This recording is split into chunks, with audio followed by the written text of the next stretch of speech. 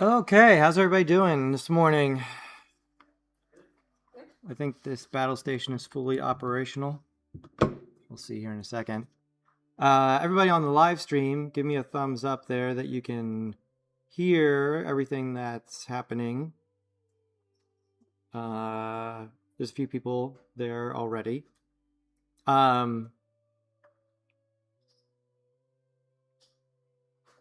Yeah, and then if you're logged into these computers, you can see what people are saying online on the YouTube live stream as well. It'd be great to have that just sort of like permanently on the front screen, but I'll have to think about that one a little bit.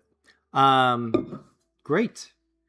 So today we don't have to do a whole bunch of syllabus talk, and I hope everyone has taken the syllabus acknowledgement quiz. Yes?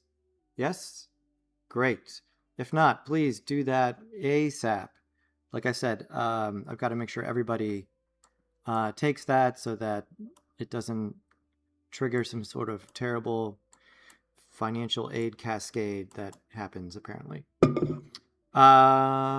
Great. Okay, so let's get started. Definitely notebooks out here. We'll review a little bit of what we talked about last time, but Unity is what we're focusing on first. A lot of the skills you already have, you're going to be able to bring those in to Unity, right? Unity is not a new drawing program for you to learn. Why are we even bothering to learn this program, Max? Interactive. That's right. It gives us interactivity because what we do here is going to quote unquote render into an application. Render's the wrong word there. So time to learn the new word, build. It's going to build. So before, when in Blender, you'd work, and then set up your render and eventually render an MP4. In this program, you're going to work. And then at the end of the process, you'll build an application. And that application can be sent to any other person with a Windows computer, and they can open and play your game without having installed Unity or anything. It's its own standalone application. Now, with that in mind, a little bit of background here. Building is actually compiling software, so it can present more issues than rendering. I mean, both of them can be problematic processes, but there's some definitely problems you can run into while building. So for the first few weeks here, we're not going to finish the cycle. We're not going to build an application.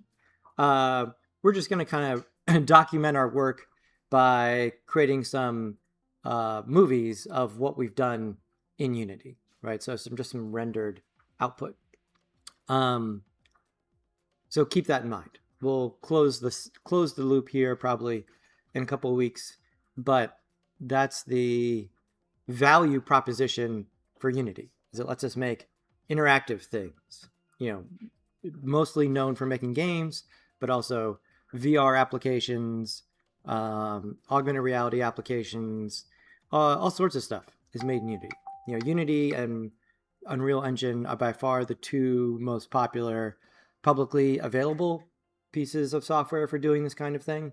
The other one, anyone know about the third one that's open source that's available? Godot. Anyone heard of Godot? Godot. That's a third one that's totally open source and not a company, whereas Unity is a company. And Epic, the company that owns Fortnite, owns Unreal Engine. That's all the same, under the same umbrella. So these are both companies that have these free versions of the software.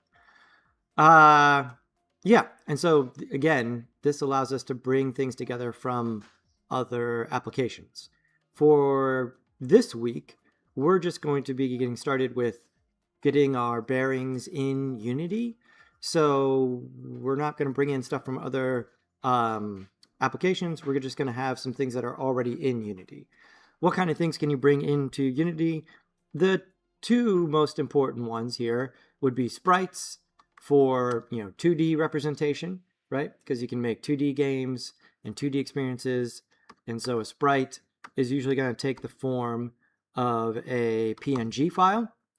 And because it's a game where there's multiple visual elements in it, why would we want it to be a PNG, Mark, instead of a JPEG?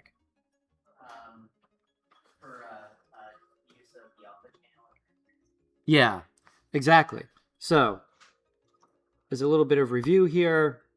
A PNG has our usual channels, the brightness of red, the brightness of green, the brightness of blue, but a PNG format has the other optional channel, optional, right? So this is a source of confusion for students occasionally, is that the PNG format does not require an alpha channel, but rather it supports an alpha channel. So if you're just grabbing random pings off the internet, some may have alpha channels, some may not have alpha channels, okay? If you're authoring them, like if you're outputting them from Photoshop, you'll have control over that. And obviously we would want to have an alpha channel, right? The alpha channel is going to be for transparency. The other main thing we can bring into Unity is a mesh. And most of our meshes will come from Blender. Blender's the program for authoring and building 3D meshes, which can then be exported and brought into Unity. Later, we'll look at, Blender's the main one here, but especially now with the new classroom, the other 3D authoring program that I think it makes sense and is a really good complement to Blender is Substance Modeler, which some of you may have played with a little bit previously. We did a little bit of it in 185 last semester and perhaps 240. I introduced a little bit of it in all the other classes. And it's sort of like fundamentally different than Blender, both in its way that 3D spaces are represented, and also it's one of the programs that it's much, much newer than Blender. And so it's been kind of designed from the ground up with virtual reality in mind. And so it's not a program where we need to tack on a bunch of VR functionality. It's kind of been in there from day one. So that's been, you'll see that later when we get to spend a week just looking at authoring assets to go into Unity.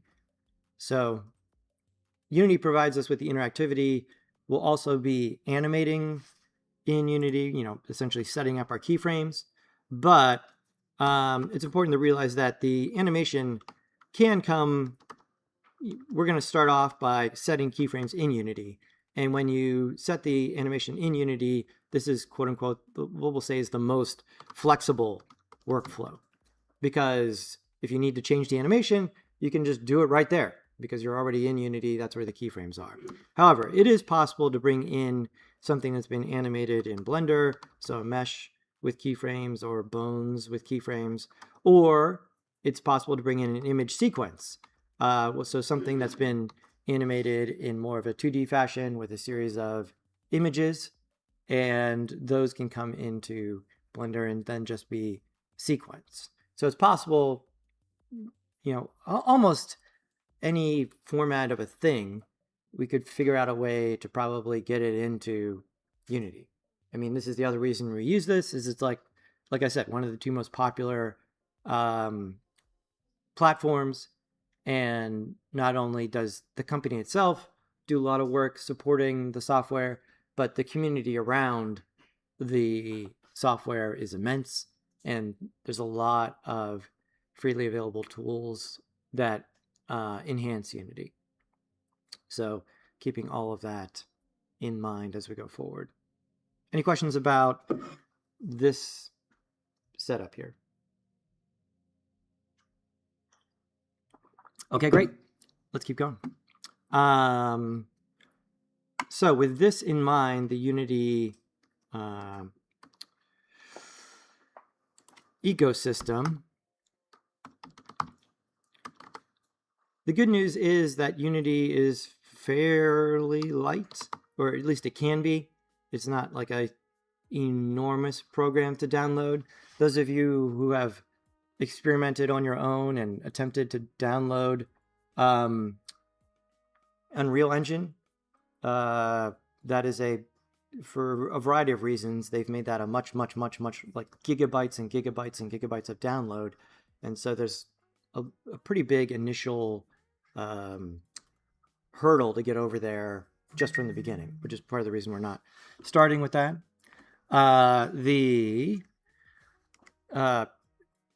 The good side, the good news is that it's very light. And so the core of Unity is not super huge, but it is a program kind of like Blender in that we have this core, and then in Blender, what are the things called that make more functionality in Blender?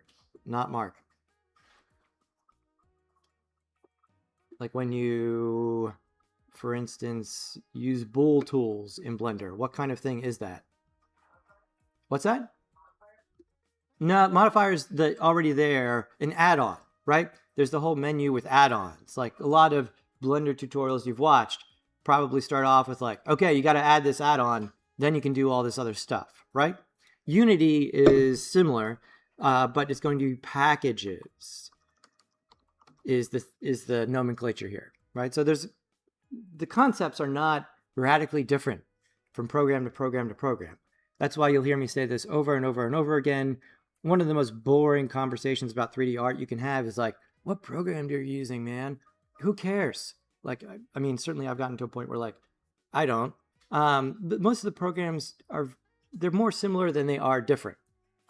Is there a situation where one program comes up with something and then does something a little bit better than another? Yes, but that seesaws back and forth.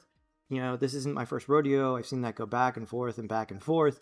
And the, ongoing support and a place where you can ask questions, those end up being way more important than technical minutia for all of this stuff. And that's a big advantage for Unity and Blender. There's a lot of people online using it, and there's a lot of people to talk to about it. And while you're in this class, there's certainly the class community, which should be your first, go around. We'll talk about looking things up in a little bit. So packages are the things that extend the Unity, the power of Unity. And I have packages that I've designed that we'll use over the course of the semester, and then also some packages designed by other people that are freely available. And Unity is a company, so it's not this is important, I guess, now in this instance, because Blender, there is a Blender Foundation that is now in charge of Blender development, which is part of the reason Blender has taken huge leaps over the last 7-ish years, right? Blender's been around the whole time I've been doing this job, but it was definitely, not as well developed when it was just open source software, where everyone's just sort of working on it out of their own. No one was getting directly paid, okay? Now there's a foundation where people actually have jobs, but it is a foundation for Blender. It's not a company. You can't buy stock in Blender. Blender's purpose is not to make money or make money for their stockholders, right? And so that's a really, really important ethical distinction. Unity is a company. You can buy stock in Unity. Unity, and as such, Unity's purpose, to some extent, is to make money for its shareholders, right? This is the great trade-off of capitalism, right? Here, that we're kind of up against at this point. So keep that in mind going forward. But the packages that are available, there are both freely available packages, and then there are things that you have to pay for, because Unity does have an asset store where there's stuff available. But certainly all the stuff that I'll show is freely available. Unity has made a bunch of extra packages that are really great that we'll use. So yeah, you're not going to be required to buy any extra stuff. Maybe for a project later on, if you need a bunch of assets of a certain kind, right? So assets could be literally anything. They could be a whole set of trees, because you need some trees, right, to make a forest for this thing.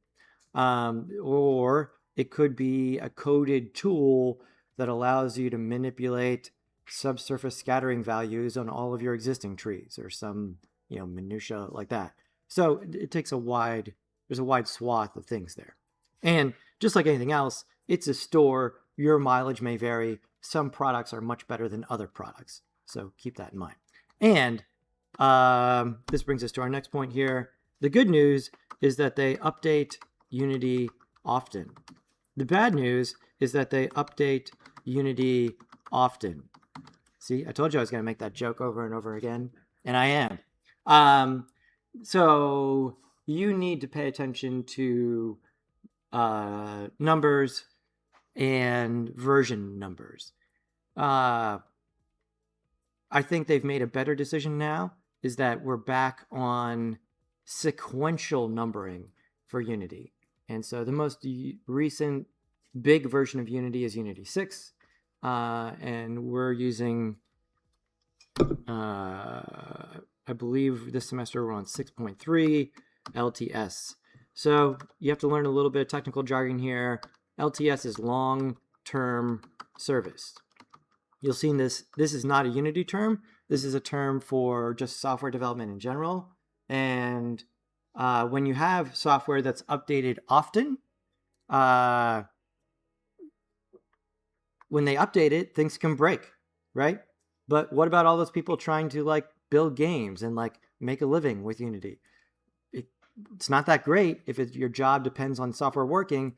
They update the software and it breaks, and now your whole company, your game dev company, is not functional. That's bad, right? And so the way this has been mostly resolved is that they get to versions where things settle, and they label those versions as LTS versions, meaning that like, hey, if you're just some dude in their room trying to experiment with some stuff, feel free to use whatever you want. Like your mileage may vary.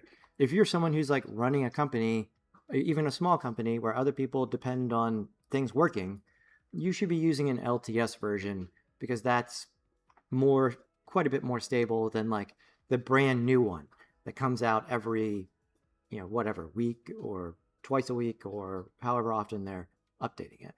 So keep that in mind. We'll be using 3, but then there's some more numbers after the 3 there. And when we talk about opening up the file for this week to actually do work, I'll discuss this a little bit more.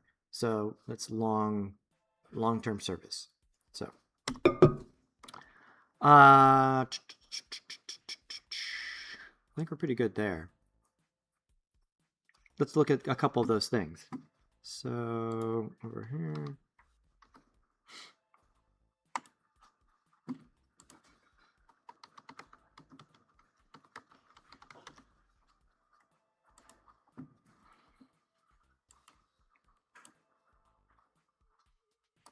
So this is the Unity Asset Store, where there's all sorts of things available.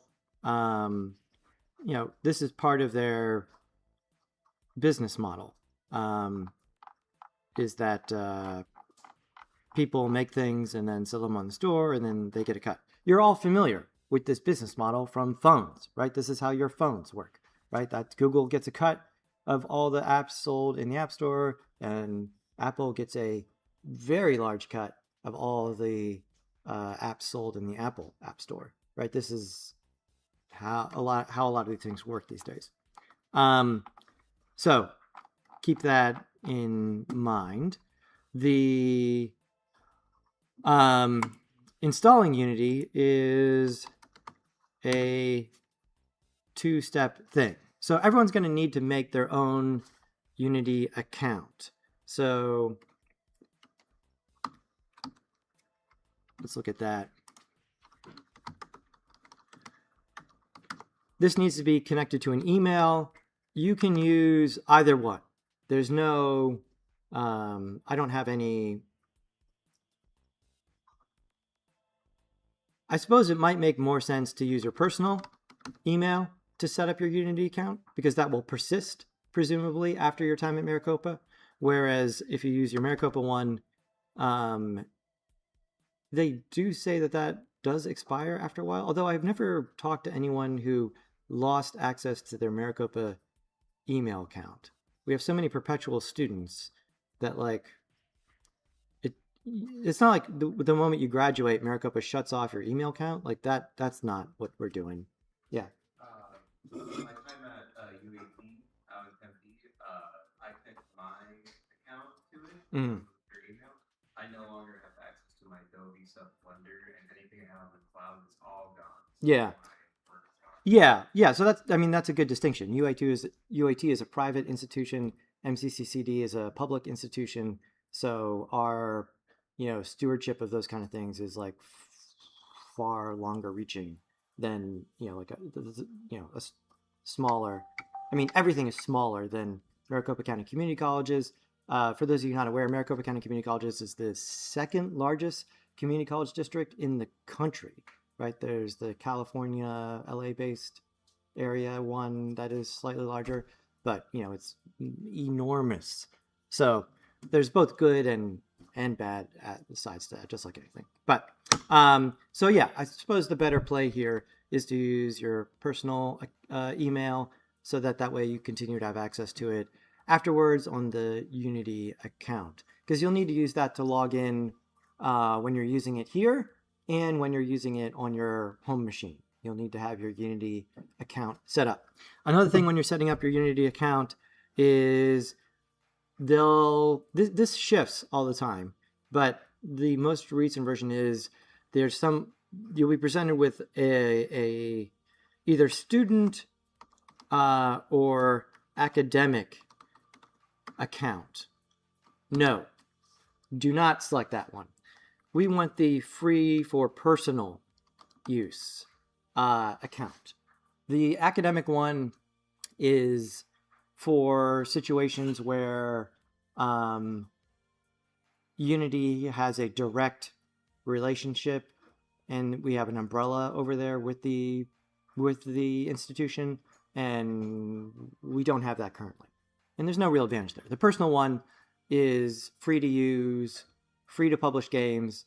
The business model as it exists now is that if you do make a game with Unity and it makes over $100,000 of revenue in a single year, then you need to pay for Unity, which ends up being a couple $1,000s or something like that.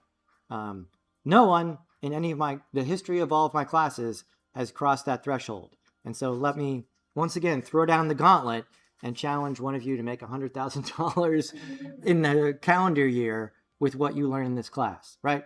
If you do, then once again, you'll be in a situation where, paying for the Unity license will be fine at that point. And you probably won't be in this class anymore at that point, right? Like, yeah, if I find $100,000 in the parking lot later today, I might not be here on Monday. So we'll see how it goes. Yeah, so when you're setting up your account, you want the personal one, not the student academic one, okay? Because you'll know if you go wrong there. If you say student academic, then it's going to start asking you for your academic approval number or something like that, and we don't have that. And so the personal one is just like signing up for most other online accounts. So cool. Okay, great. Then a lot like Steam, there's like the Steam launcher, and then from there you can launch the individual applications. And so Unity and Epic are similar. And so the Unity one is called the Unity Hub. And so this is what you'll download first. And then from Unity Hub, you can install both the application, right? So the actual version of the software you'll be using. And then you can also open specific projects that you're working on.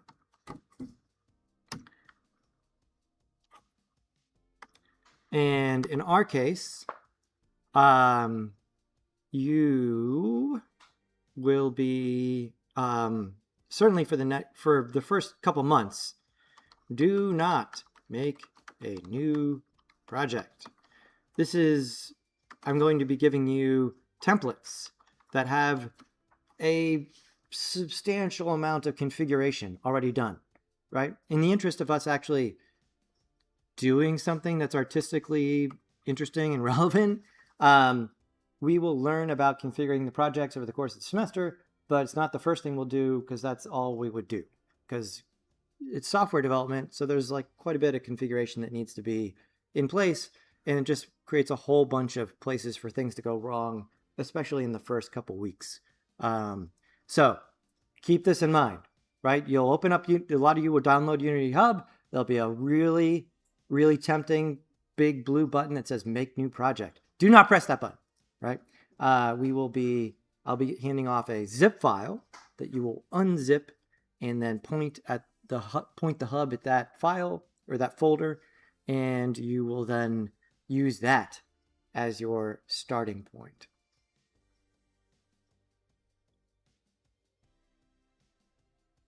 And let's look at that. Let me make sure I have these over here on the side.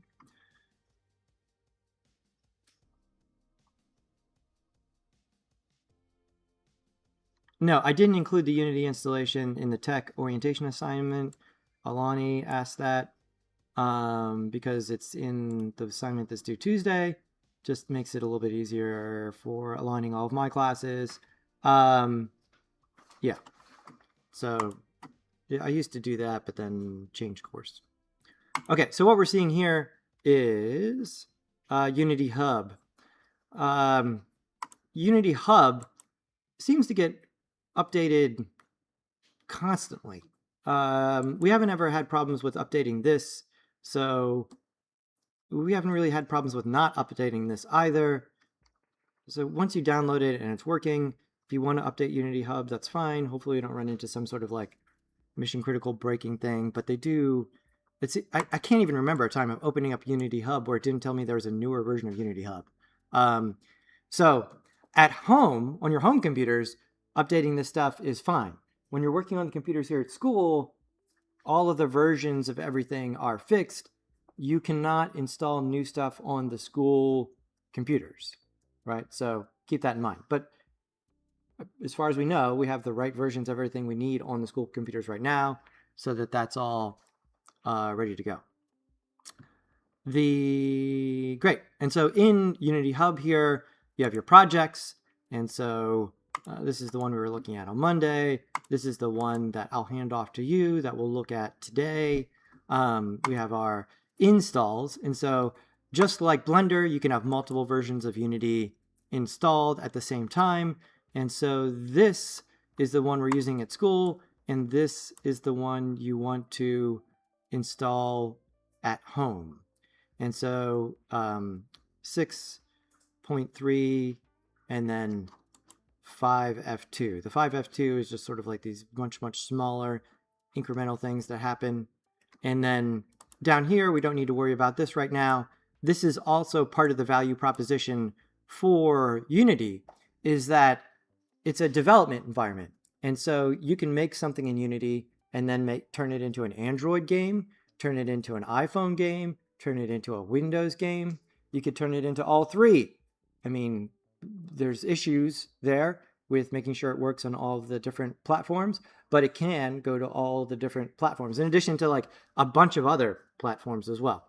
And so this is, again, part of the reason why people use this tool, is like it's you can develop once and then publish to many different places, right?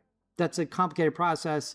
Like, it's not as simple as just uploading your thing, but it covers a lot of what's going on there. Additional, there's other learning materials here, and some links to some of the other Unity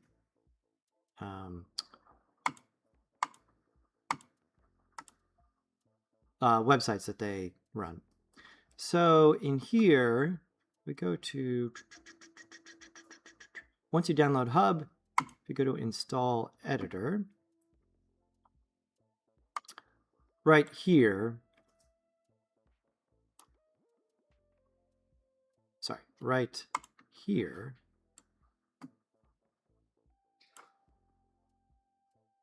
this is the one you want to grab, okay?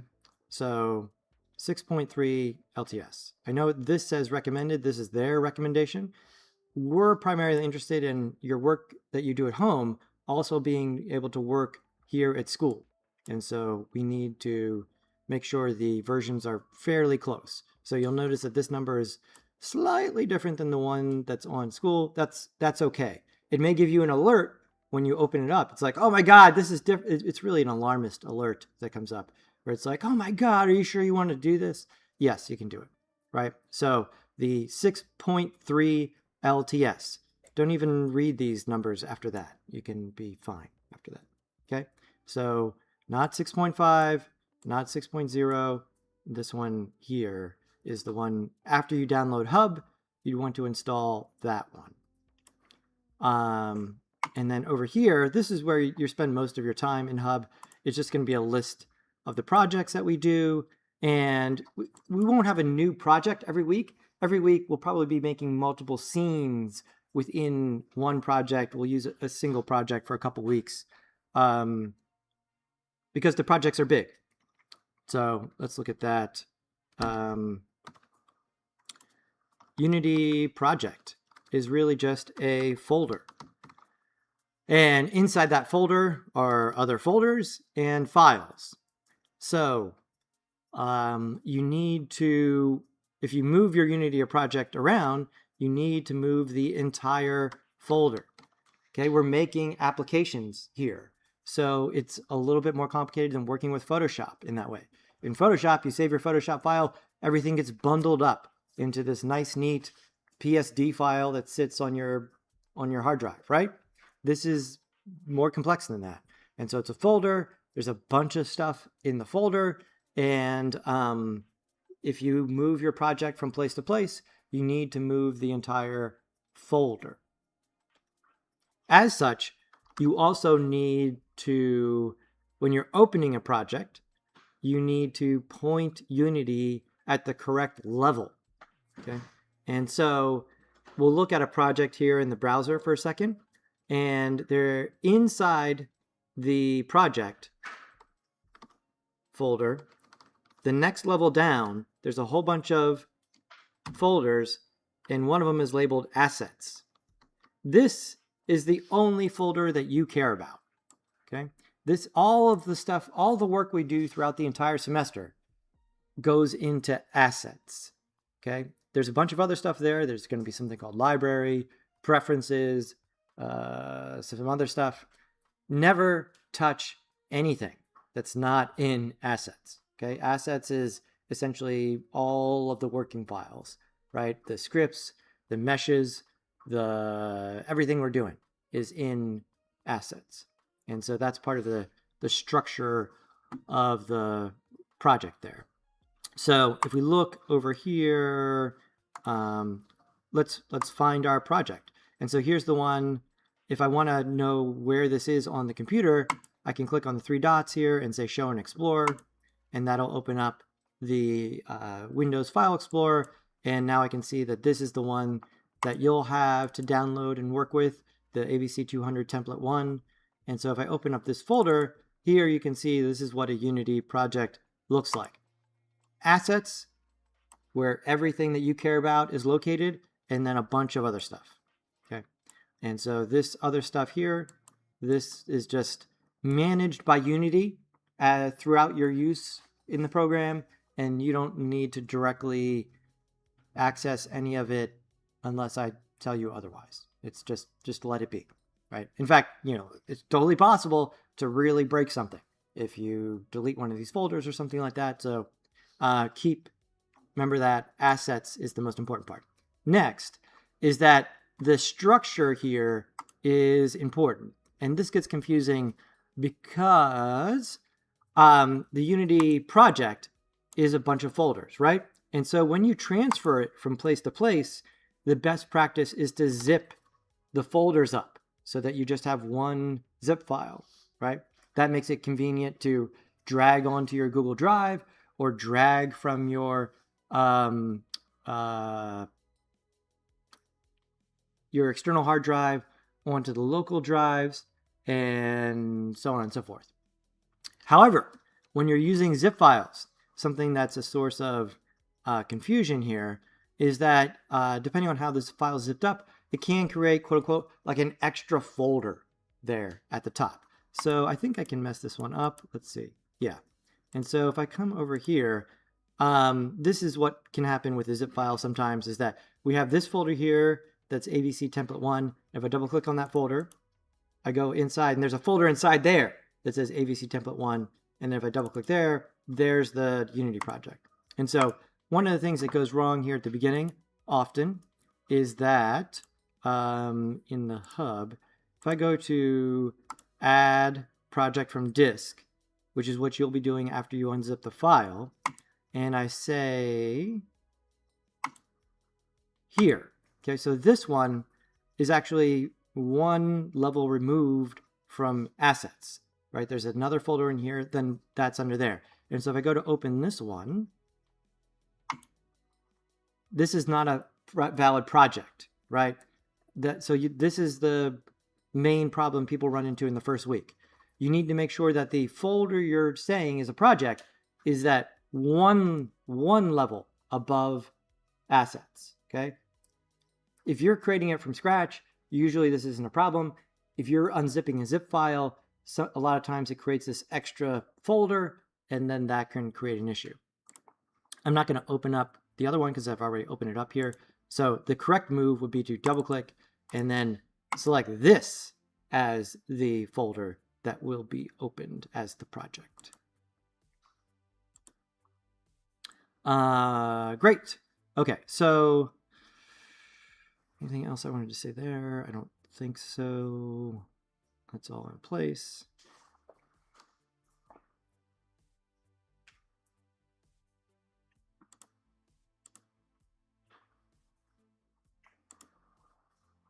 So yours will look fairly simple. You'll just have one project there unless you've done other stuff in Unity previously, and then you'll just click on that to open it.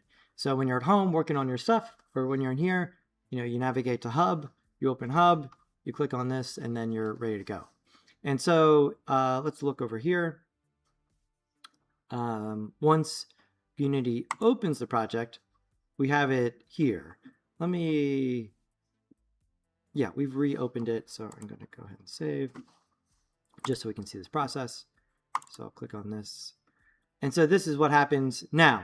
This will happen fairly quickly. We'll see if I have to eat my words here. When you're opening the project the second time. The first time you open up a project, Unity's got to do a bunch of table setting.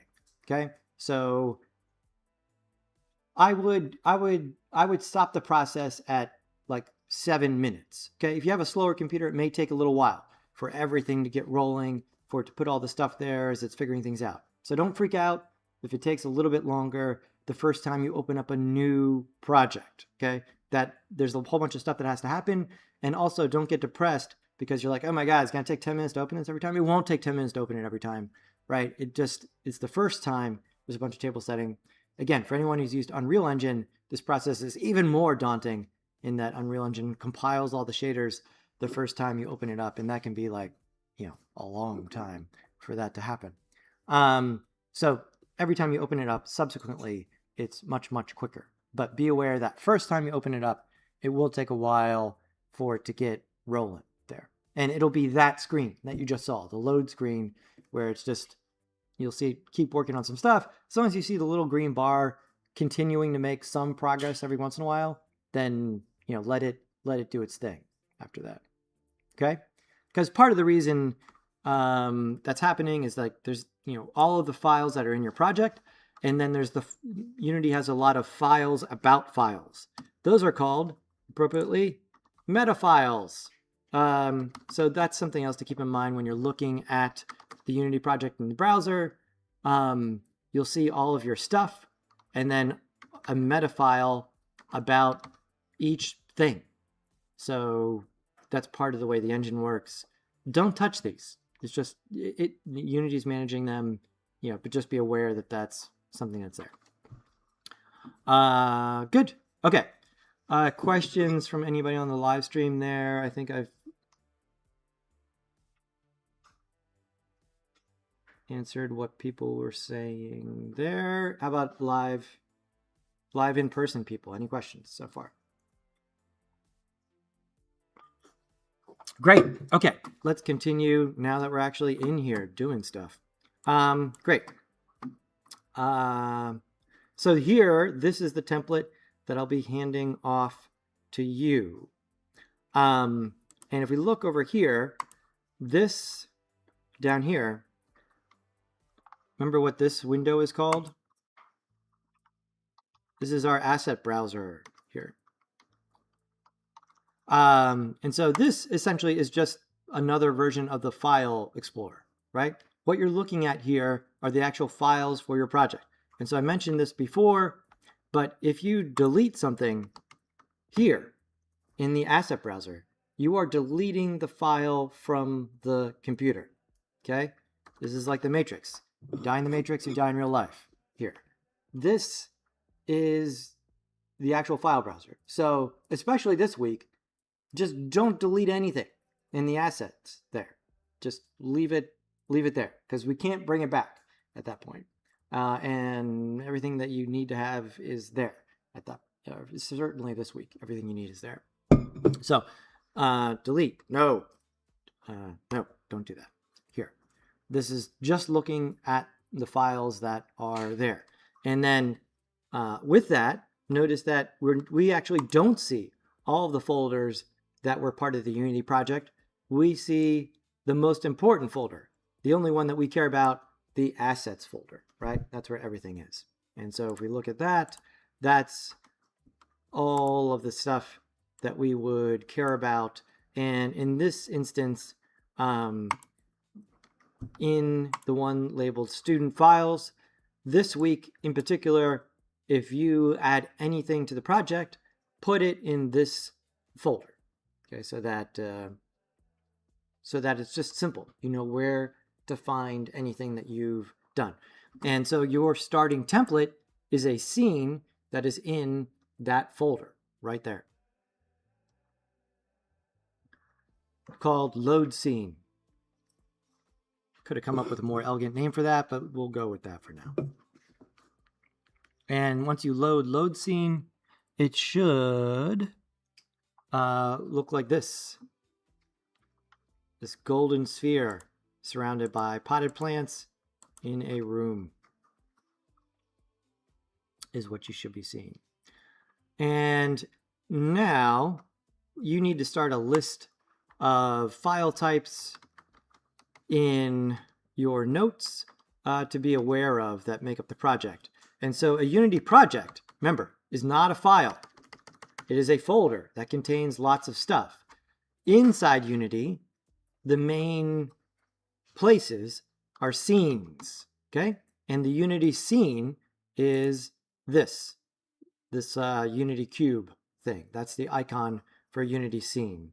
Ostensibly, in most instances, a scene is analogous to one level, right? In most games, that's how the architecture would end up being laid out. Is that level 1 is a scene, and then when you complete level 1, the game then loads a new scene. Everything we're doing here for the first couple months is going to be a single scene. We'll just be working in one scene where things happen. Even in games that look like they don't have levels, like large, like open world kind of things, they still have separate chunks of data, kind of like scenes that just get loaded as someone moves around the open world space. Sometimes games do a really good job of disguising that and making it transparent, so it just seems like a very continuous open world. Other times games do a less. I mean, there's a lot of technical limitations here. Like only recently were the hard drives big enough and the computers fast enough to make it very, very seamless.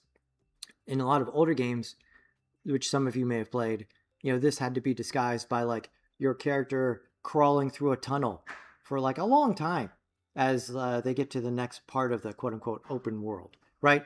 That tunnel, that was like, maybe kind of an artistic decision, but mostly a technical cover up where, right, like while you're climbing through the tunnel, which has very little visual information, the game in the background is loading up whatever the place is that you get to when you get out of the tunnel, right?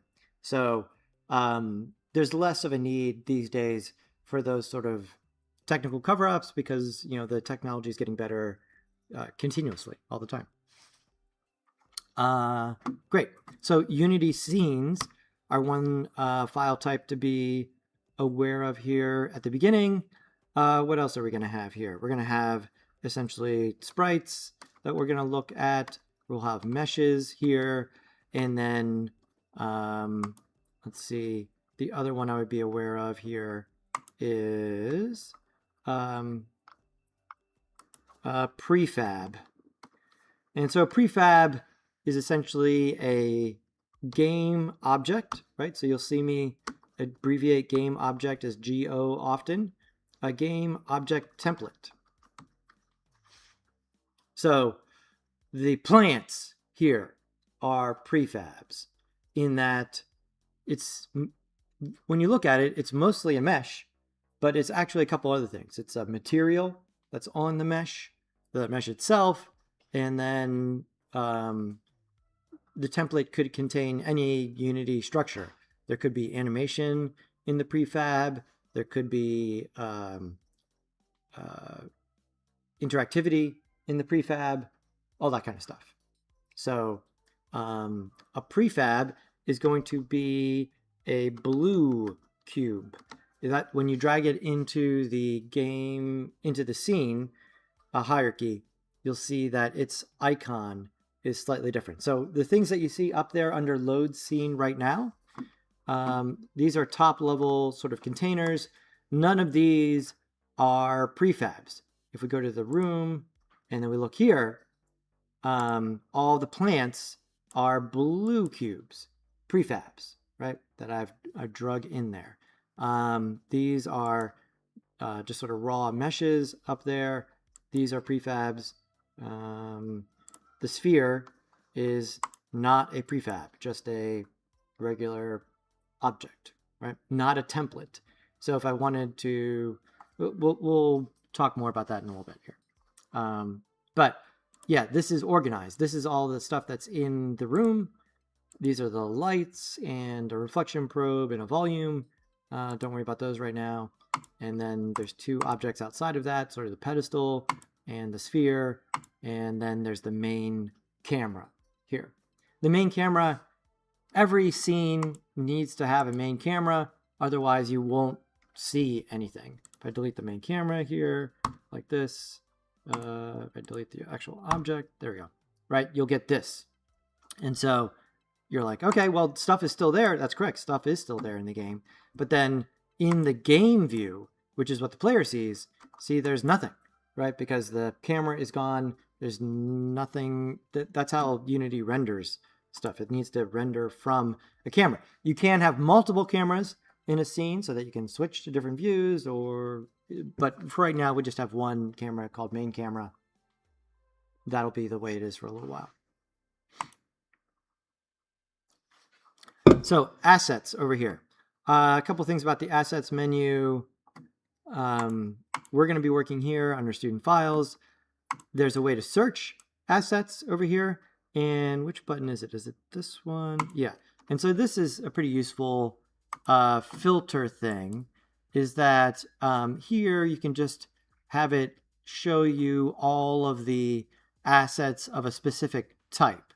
And so, for instance, one of the best ways to use this is you can just look at all of the materials in your assets, regardless of which folder they're in. And so if you go here and go to material, and now give it a second. So this is like the placeholder. And once Unity chugs through this, there it goes. Now it'll populate this so that you could see what the materials are. And just like this construct is the same in almost every 3D program, you have meshes. There's this separation between the shape and then the color or shading of that shape. For those of you who have done any web development, this is similar to the separation between HTML and CSS, right? HTML being hypertext markup language, which is the content of the web, right? The actual words. And then CSS, which is cascading style sheets, which is the font, color, styling of those words. Those are two separate things, which allows you to take the same content and style it differently. This is a common architecture. And so in this case, the content is a sphere. It's a bunch of points, lines, and faces that form a sphere. And then the material is how that's being styled. So it has this like gold thing on it. But if I wanted to change it to blue, I cannot do this. You'll have an urge to do this at the beginning because this is the game view. In order to directly edit things, you need to be interacting with the scene view. Okay, so again, you can do this where they're there and you can toggle back between them, or you can take this one and tear it off and put it over there, as long as you remember that all of the work you do happens in the scene view. And this is what the player is going to see over here. And so now if I take the blue one and drag it onto here, I've restyled my sphere with that material. Materials can be, there's a whole week worth of material lecture to look forward to later. We won't get to a lot of it. There's In terms of experimenting, because part of what I'll ask you to do here is we're going to do some specific things in this room. For instance, we're going to make this ball bounce when we click on it. And then we can also build some more stuff in the room. So this weekend you can experiment with some of that stuff. But as you're looking at the materials here, you'll notice that they kind of fall into a couple different categories. There'll be ones that are obviously just kind of like one color. These are materials that you could probably use on different objects. And so if I wanted to make the floor pink instead of wood grain, I could do that. There's other materials like this where you're like, that looks like a very specific thing. Yes, it is. This is the material that's been UV unwrapped for this robot mesh. And so this is the kind of thing that's not really going to work on some other mesh. It's not designed to be a material that is applied to different objects. It's a material that's for that object alone. So keep that in mind as you're poking around. I've put a bunch of assets into this template so you have some stuff to experiment with this week rather than just like nothingness and you need to manifest it all out of the void, because there's some issues with that. And so some things are just here in the template already for you to experiment with, but just realize that not everything works with everything, right? These ones here, these are actually, they're still materials, but they're for the font system. And so it's not something that you would apply to the floor, right? Not in a typical useful way. There's some that are just going to be for the wraparound sky. Those are also things that would not be applied to the floor. This color is really important here. This is a GPU error. So all that all that talk I did on Monday about your computer and what kind of GPU you needed to have in your computer, right? Ideally in a discrete NVIDIA GPU, was so that you could have a separate chip in your computer that does a lot of this work. And so the basic architecture here is that, you know, we have our CPU in the computer. This is the main brain of the computer. And then you have your GPU, which is a separate brain, but its main job is just to draw pixels on screen. And it does this in a manner that's much different than the CPU. So just the super simple version of this is that the CPU is serial. It does one thing at a time, but it does them so fast sequentially that many of the things seem simultaneous to us, but to it, it's just doing one job, one calculation, and then another calculation. The GPU is a different, architecture that is designed to do things in parallel. And that is a substantially different architecture, which requires different code, different paradigms, different conceptions of how things work. And in general, your information goes like this. Your CPU sends information to the GPU, then the GPU draws stuff on your display. For obvious reasons, right? That's how most people use a computer, right? They're asking it to calculate stuff and then show me some representation of whatever I calculated. Because of that, there isn't a very robust system for information flowing in this direction, right? From the GPU to the CPU. This is improving all the time, because if you're following the news at all, right, turns out the parallel calculations for drawing stuff on the screen are also super useful for calculating stuff about cryptocurrency and large language models and large language model training, which is why everything is expensive now. It's why the PlayStation is more expensive now than when I bought it. So, as I keep telling my family, it was a great investment, right? We've made money on the PlayStation 5. Because there's so much demand now for these things. But there's not as much. This is a newer pathway to like get information back from the GPU so that we can then do stuff with it. So because of that, when the computer is trying to talk to you, there's two ways that you'll see it. One is an error.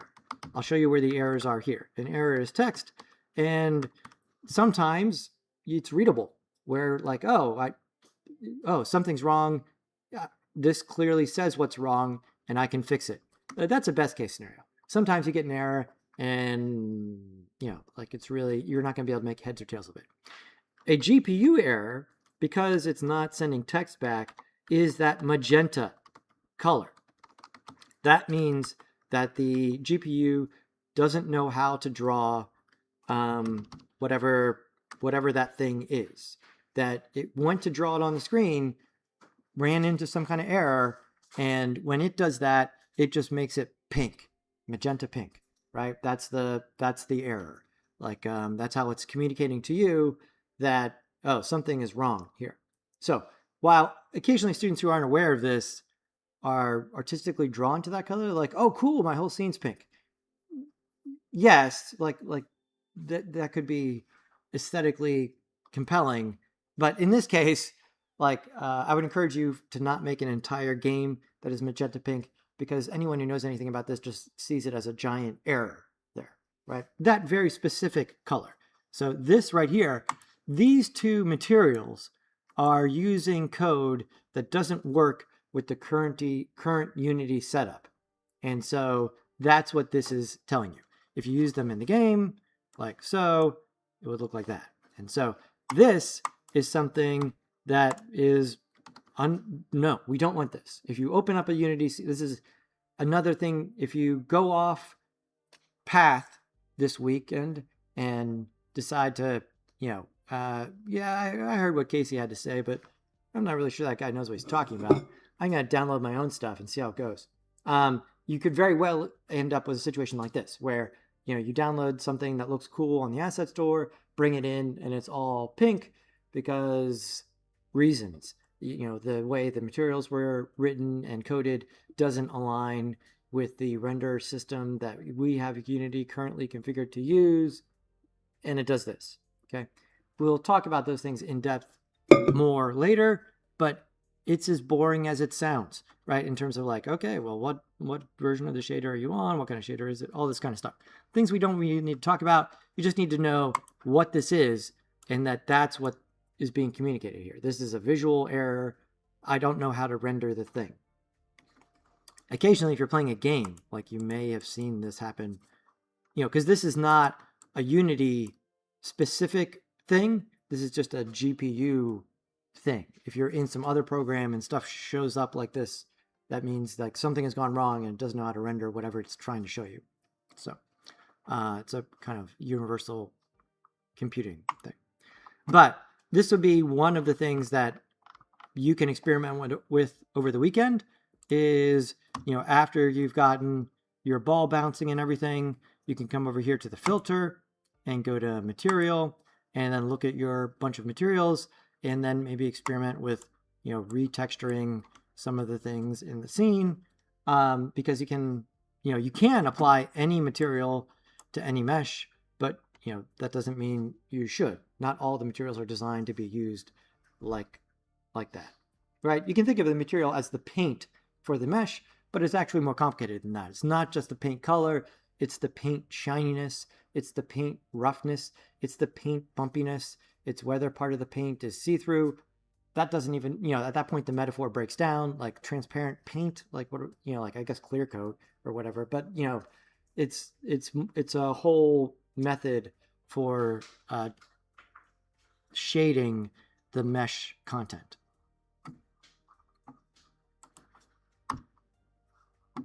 Okay, let's take another breather here. Any questions based on what we just talked about?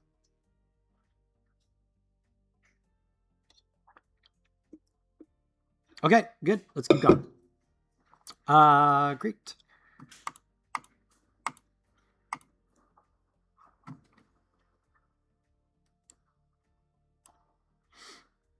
Okay, so I'm going to take this and move it over. Let's talk about actually running things. So, oh, the other kind of error. Let's save this. Where do I see that? Down here in the console. And so this tab, if you click on it, this is where Unity talks to you.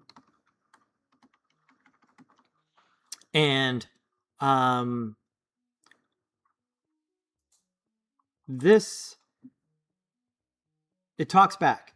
Not everything that shows up, in general, it's good if this window is clear, right? That means there's no problems, right? However, if there's something in this window, that doesn't necessarily mean it's terrible. This yellow alert here is more of a, hey, FYI, something, something, something, something, something. This isn't stopping the game. This hasn't brought everything to a halt, but keep an eye on whatever this is. And so all this is telling us is that one of the scripts here uses an older system. The older system is still being supported, but eventually won't be supported. And by eventually, that time horizon is years, right? So it won't affect us over the course of the semester, almost certainly, okay? And so when this is part of the big problem of writing software, right? Is that you wrote some software, great. Then you improved the software, even better. But when you improve it, chances are that it now you had to change some of the old stuff. So some of the things that were done in the old way are done differently. And so this is hard. This is a word you should know, deprecation. So this means that eventually code that's being deprecated will be removed, and then if you're still using that code, it will break. But in general, this is not something we need to deal with. The time horizon for the code being deprecated or not is well beyond what we do over the course of a semester. So this is something, like a good FYI, but not, a breaking error. And then you can clear this console because depending on when you're running, other things, let's see, if I put this in play mode, I don't think any of these scripts are currently putting anything on the console. Let's look, we come back here. No. So Unity can send messages to you here, and then also you can send messages to yourself here, which is useful, right? This is sort of the first step of what's referred to as debugging. Is that, you set up a system, does it work? Sometimes it's hard to tell, like visually in the game. And it's really useful to get a message. You can write a message in the code saying like, hey, when this code executes, send me a message saying like, it worked. And then that message saying it worked would show up here in the console. And so Unity will send you messages here, and then you'll also send messages to yourself here. So it's good just, for feedback about the game right there. So pink up here, that's a GPU error. In general, if it's pink, our solution to that problem for the next few weeks is pick a different material. Down here, if there's an error, we'll look at some different ways to address that. But we shouldn't run into anything, hopefully. If you open up the Unity project and this window is full of red errors, there's like hundreds of them, you should close Unity, restart the computer, and then restart Unity.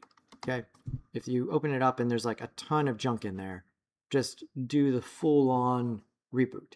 That does happen occasionally. I wish I could get to the bottom of like why. It's not many, but occasionally some people, there's something is happening that makes Unity not really work the first time it opens up a project. It's annoying. It does happen occasionally. If that happens, just pull the parachute, close the whole thing down, crank it all back up. Okay. And that most of the time does solve the problem. Okay, so we have errors are in place now. Good. Okay. Yeah, we can interact with the scene. We can't interact with the game. Let's look at the scene view here for a second. So I really like doing this. This is, I think I showed you this before. Maybe Blender has this as well. Shift spacebar takes whatever panel is currently below the mouse and makes it full screen. And so when I'm doing work in the editor, if I don't need to adjust any of the components or the game objects, I like doing this so I can just see what I'm doing a little bit better here. And yeah, especially on a laptop where you got not as much space. It's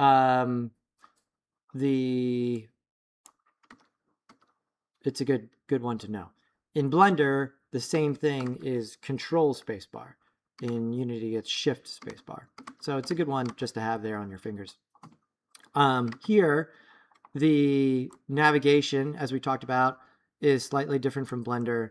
The Alt left button is orbit, Alt scroll wheel is move, and then Alt right zooms in and out, or you can use your scroll wheel to zoom in and out to get around the scene. So for those of you who have been born and raised on Blender, it'll take a little while to get that into your muscle memory. But this Alt navigation is actually navigation that most programs use. Blender is the outlier here. So it is what it is. Keep that in mind. If you're thoroughly put in a lot of time in Blender, that this weekend will be painful as your brain establishes those new neural connections. But after a while, it's like learning a new game, right? Like I think all of you have an advantage over, I don't know, previous generations that weren't gaming as much, in that every time you learn a new game, you've got to remap all of the buttons to your internal mental control. And the more you do this remapping, I think it does allow for some reinforcement of neuroplasticity in a way, especially when it comes to like finger movement, that maybe people who don't game as much don't have. So something to consider. Cool. Okay, so here, WER. So right hand on the mouse, left hand on WER. That's going to be our W is the move, E is the rotate, and R is the scale. I know that seems, when you look at the actual keys, that seems bizarre that R wouldn't be rotate, but they're just all right next to each other on the keyboard. And so I'm not even really thinking about it. I'm just sort of cycling through those as I need to move things around in the scene here. And then we have our axes, and let's do this again to make sure that everyone has it in their notes. And then what's your name? Greg. Greg, what's green? Which axis is green? Z. The green one. Blue's Y, red's X, and green is Y. Blue is Z. I think you may be a little bit confused here because we talked a little bit about this before, because the thing what is confusing here versus Blender. Did I do this? Did I jump around a lot in this class on Monday? So I teach 3 classes in the same day.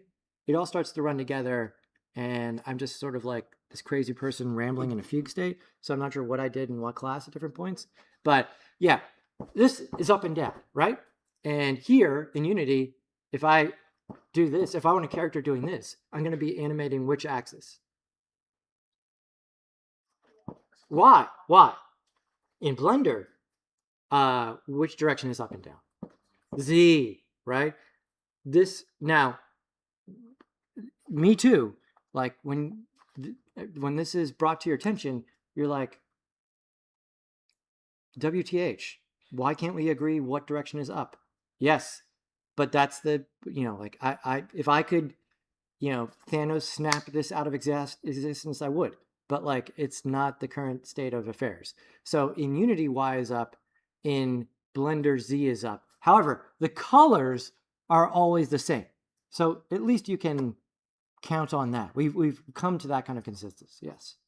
Does it have the same thing with Blender as like a 2D brush? I think that's why they have it as Z as green, because they have a whole 2D prompt of view camera with red and blue stripes. I guess so. Yeah, you could. It would just depend. But the colors are all the color to letter connection is always the same, right? Regardless of which way Y is facing, Y is always green.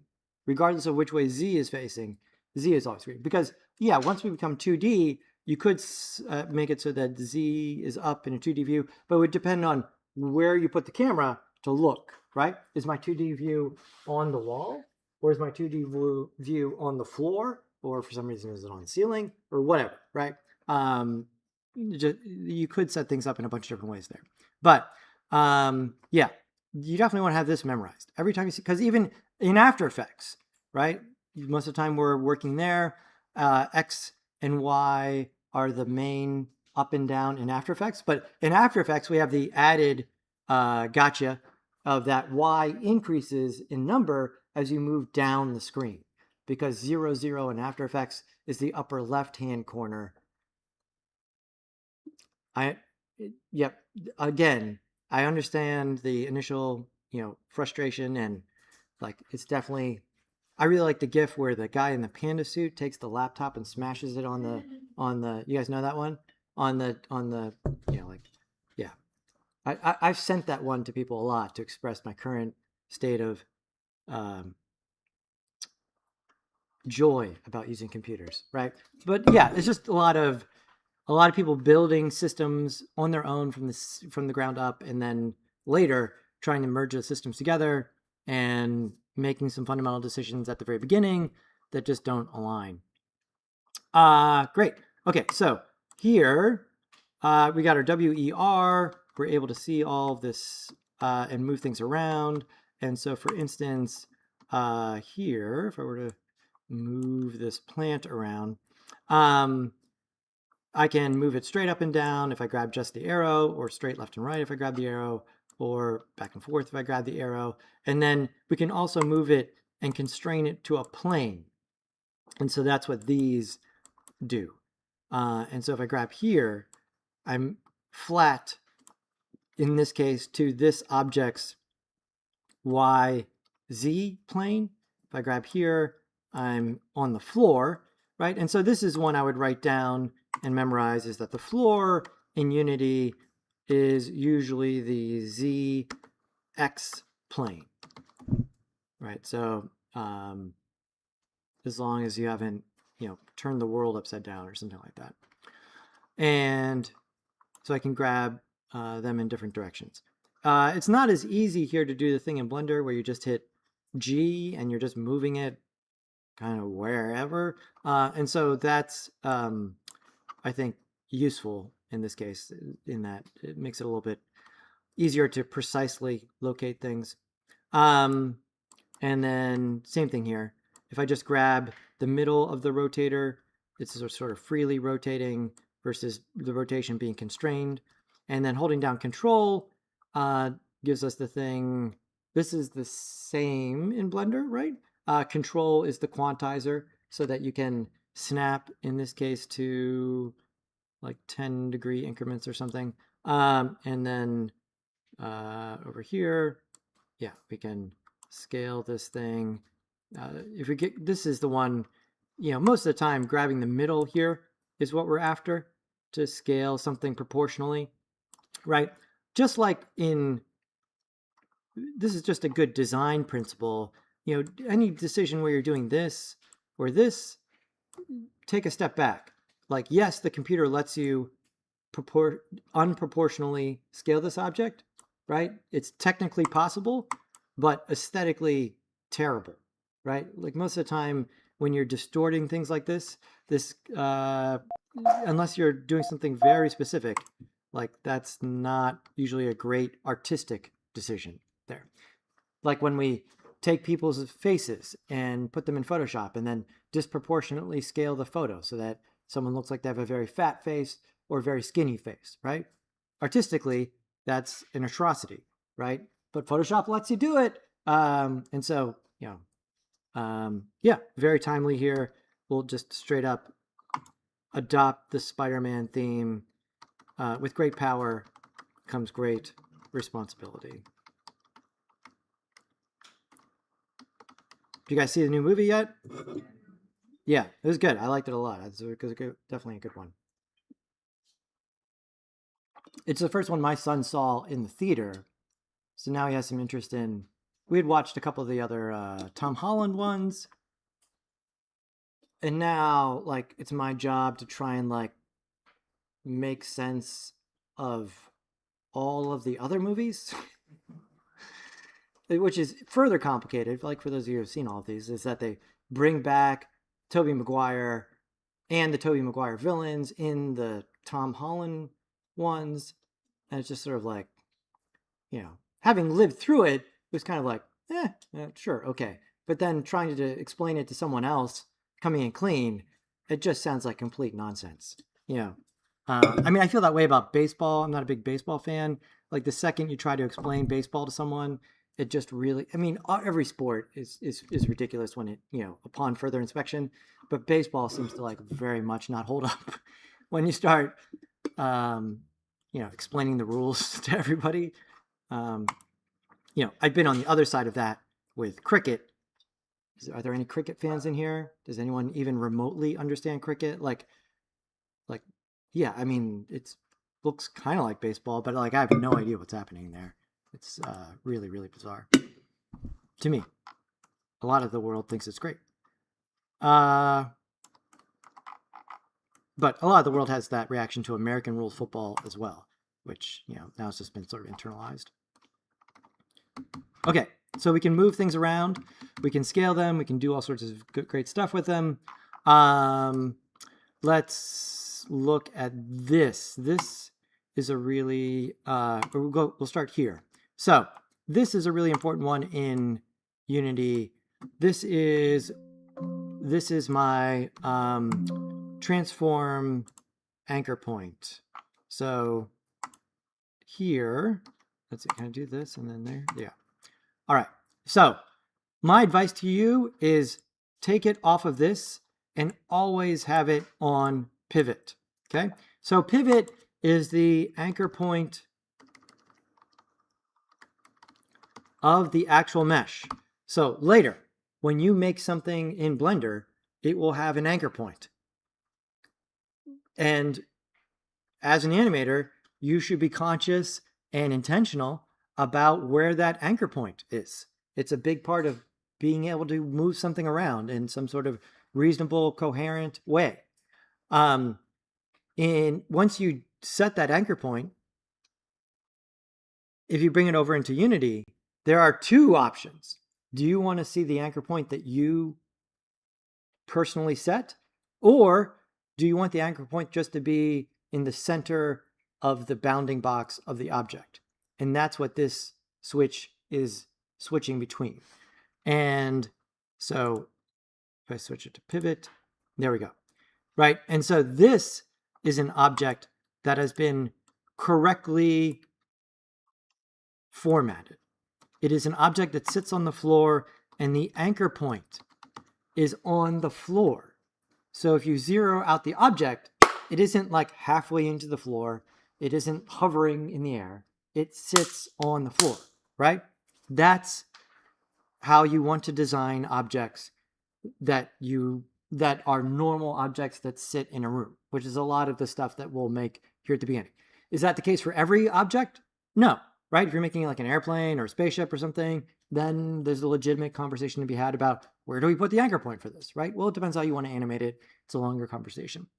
For things that sit on the floor, the anchor point should be centered and it should be at the vertical bottom of the object, right? And so this has been correctly formatted. And now if I want to move it around in the scene, I can do this and it's great. It still remains on the floor because I just grabbed this, which constrains my mouse movement to that, essentially to the floor plane. And so I can move it to wherever it needs to go in the scene there. So that makes it pretty easy to use. Whereas this just is the middle of the bounding box of the object and is just way less useful. So unfortunately, center is the default in Unity. And so one of the first things I do in any new project is make sure that this is set to pivot, and then I usually never touch it again because I almost always want to be using the anchor point that was actually set with the object, not just the random selection of the middle of the bounding box. So again, this is not changing the actual object. It is just changing the Unity interface for how you interact with said object. Okay.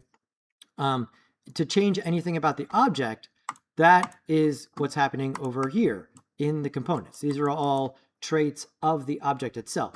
This, everything we're looking at up here and looking at over here, this is all just interface, how you interact with those objects. The next most important one over here is local and global, right? And so this is the same as Blender. And so this, again, is not changing the object itself. It's just the orientation of the axis that you're using. So let's say, if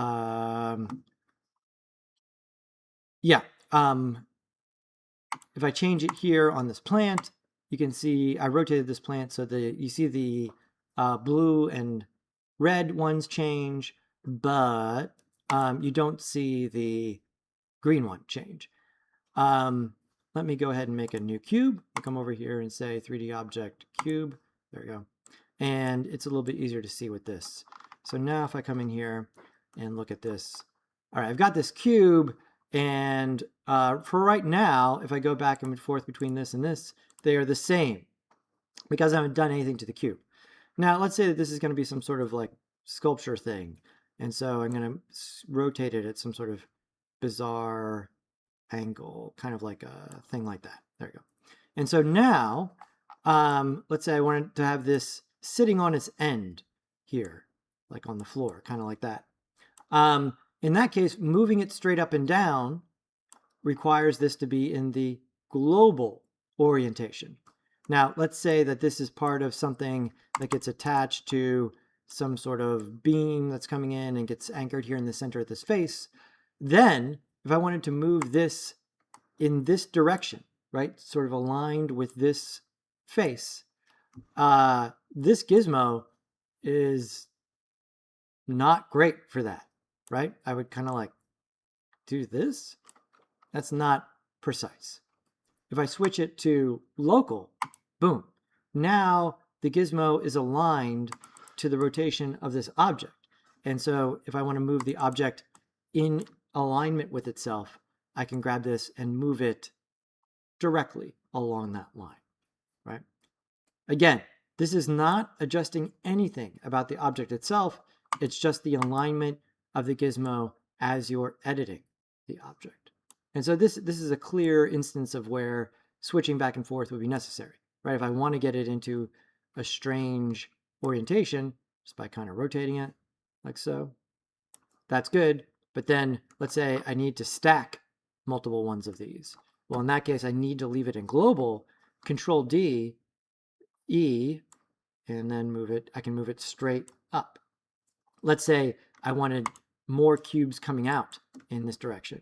Well, in that case, I would switch it to local, and then I would be able to move things I just press Control D again and again. Aligning things this precisely with the gizmo in the other orientation would be impossible. This is exactly the same as Blender. This holds true for every 3D environment, right? Is the axis currently aligned to the world itself, or the is it aligned to the object? Oh, I didn't see this. Alani in the chat there says she used to play cricket. That's great. I would love a cricket explainer at some point, or at least like like a beginner's guide to cricket. I mean, one of the biggest things is like the game is of indeterminate length. Like, it could be a couple days, could be not a couple days. That seems. I mean, I like games like that. Like that's part of the draw to tennis. Like, is that you go out there and you don't really know how long you're going to be out there, right? Which I find interesting. I mean, you can't do that with every game, right? You can't play football, American football, indefinitely because, like, like this is not physically possible, right? That was one. I don't really pay attention to soccer, but like soccer seems to have, like they switch to penalty kicks at some point because you just can't keep running around for 6 hours or whatever, right? The important lesson there, as it applies to your homework, is that there are limits to your physical body. So as we go on throughout this semester, right, the amount of work that you can cram into a set amount of time, be aware that for me and for most other people, the quality of your work over the amount of time that you've been working, the graph looks something like that for me, right? Where there's like, let's call it right here. And this is the stop working part of the graph where it's like, okay, well, you need to either sleep or step away from the computer, right? You only get so much good time in front of there. It's not, now you're younger, so this box may be bigger for you, but it's not infinite. So keep that in mind, especially when there's multiple things to be doing over the course of the semester, other classes that you need to work on. Okay, so we've got pivot and our local versus global over there. That's good. Let me get rid of this for a second. Maybe I'll make another new cube over here like so. Here. And that'll give us a chance to look at this one, which is grid. And so that allows you to snap things to the grid, which is good for stuff like this, where you want to move them around in space. And there's this 1 meter Unity grid that is both in all dimensions, and you can turn the snapping on and off. In Blender, this is a magnet icon that's up at the top. This one, yeah, it's also a magnet, but just a magnet and a grid. And then, yeah, there's some options here. I don't think you need to get into the options right now. This just sort of toggles that grid on and off there. Up here, okay, so this is our next most important thing. This is our Blender has a similar kind of like world axis over here, and it functions similarly in that if we press these different buttons, we can look at the top, side, bottom view of whatever it is that we're looking at, right? The important thing to understand here is you can also click the middle of it, right? And this cycles back and forth between two things that you need to remember. Perspective view. In perspective, objects in the distance are smaller. This is, like real life. The other one here, in Blender, in Unity, they'll call it isometric. In Blender, it's called orthographic, which is as far as I'm aware, the more technically precise term. But if you just want to think of these as being fairly synonymous at this point, that's fine. And in this case, it is a 2D slice, and so objects in the distance are not smaller. It allows you to compare scale in a very clear visual way, right? which object is bigger? Because objects in the distance are not smaller. And isometric and orthographic views also allow for more precise location, so that you can, perspective is not skewing your view of the scene. So let's look at that. If I come over here, right now we are in ISO for isometric. There we go. I can press the middle and I go back and forth. Whoosh, whoosh, right? So here, objects in the distance are smaller. So for instance, we'll take this cube and move it up here. I'll Control D this cube and then take it and move it over here. And in perspective view, like this, in fact, even if I come around to the front, like so, this cube is bigger than this cube, or visually bigger, even though they are both the same scale, right? That's how perspective view works. You all know this intuitively, right?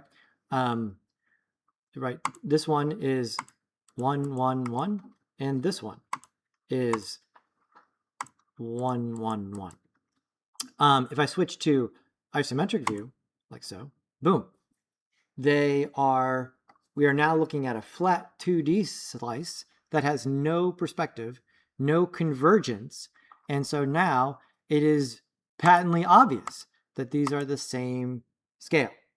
And if I need to stack this one directly on top of the other, this is much easier to do in isometric view than it would be in perspective view, right?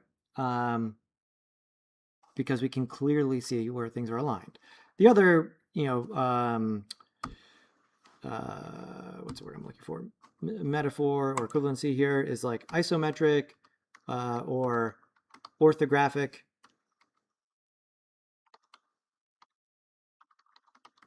These are the blueprints. A lot of people have at least an innate understanding there. When we plan out a building, we have these two-dimensional slices that you hand off to the contractors, right? I've spent the last 3 years of my life looking at the two-dimensional slices of this building that I now am experiencing in perspective view, right? As we went back and forth with the architects and contractors about where that door was going to be. That was quite a bit of back and forth about that. So, and now we can't open that door. But that's when you're building, placing, isometric and orthographic views are preferable. Now, this again is, notice that we are in the scene view here.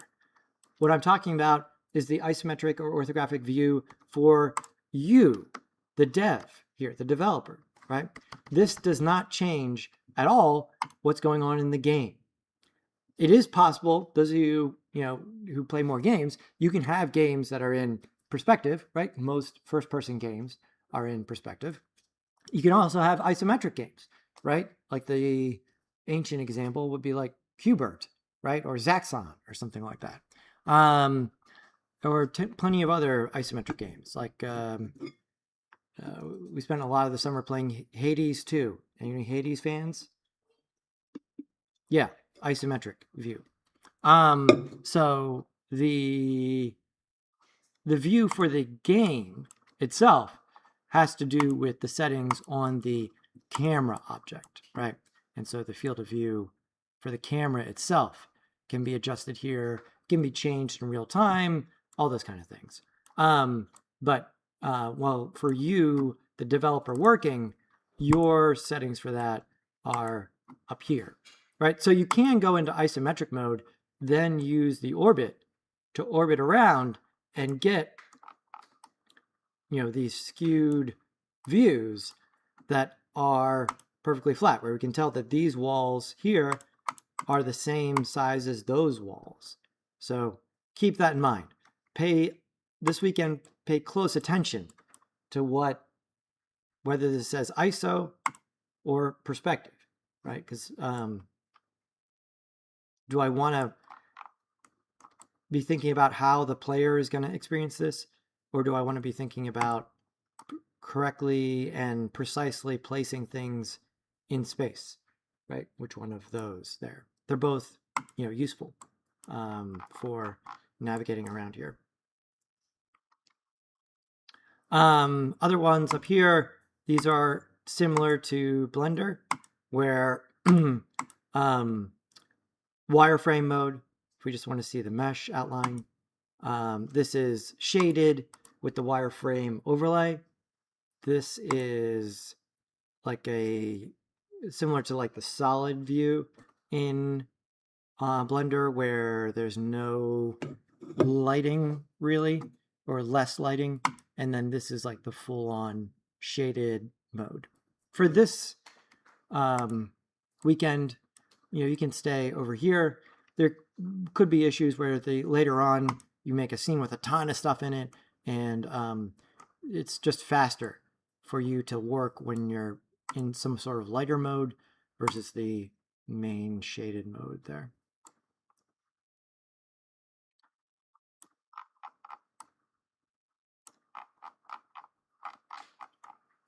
Okay, let me inhale. Any other questions? Yes. So Remind me your name one more time. Greg. Greg. Okay. So for the scenes, just moving the camera around, does Unity have the same thing that works with like Maya or 3ds Max? We can have 3 scenes from like the z-axis, the y, and the x, or 4 scenes. One is with all of one scene. No, you can open up, like, all the programs now have like totally configurable layouts, and so if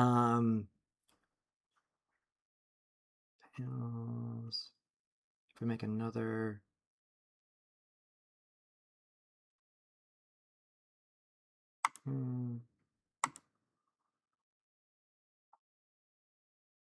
yeah, you can make another one and then lay them out however you would want.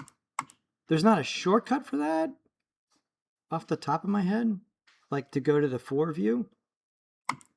Someone probably has an add-on for that, but yeah, I mean, usually here, I'm just doing this for, like as the equivalent for that.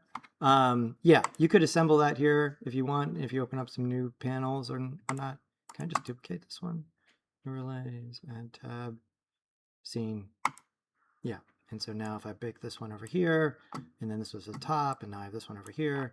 Yeah, and so now, or if this was the top, and then this one was in perspective over here, now I could take this one and move this around and be able to see the floor layout over there with that one. So, and then you can get rid of these with the close tab there.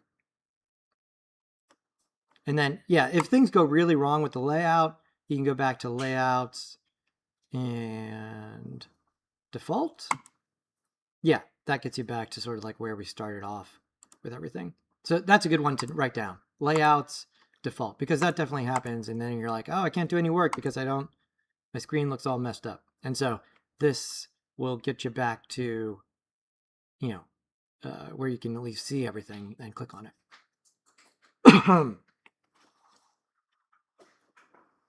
I'll have to look that up over the weekend. I don't think there's a button, but yeah, I've never really thought to use it because I just keep doing this all the time. But good. All right, good question. Any other questions?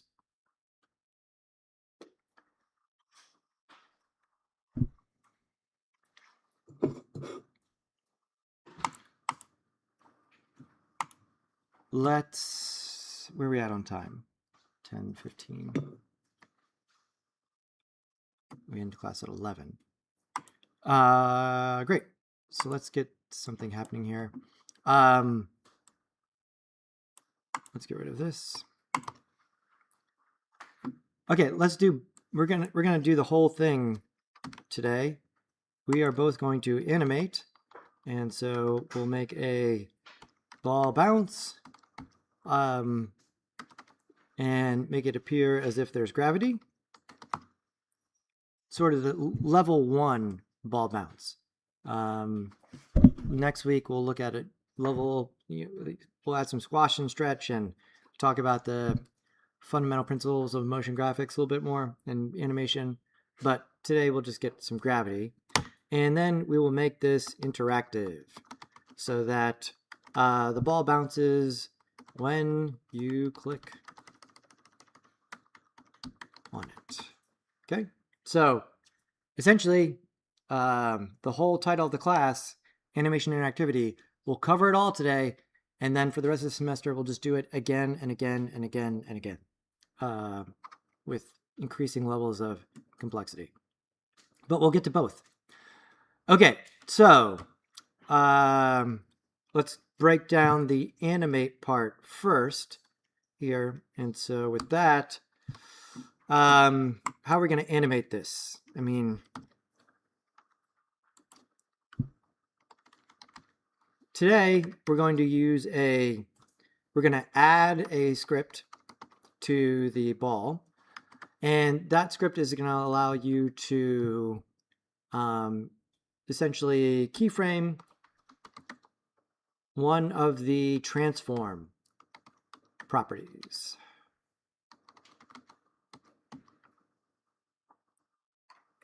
And if we're going to make the ball bounce up and down, which axis are we going to animate? Y, exactly.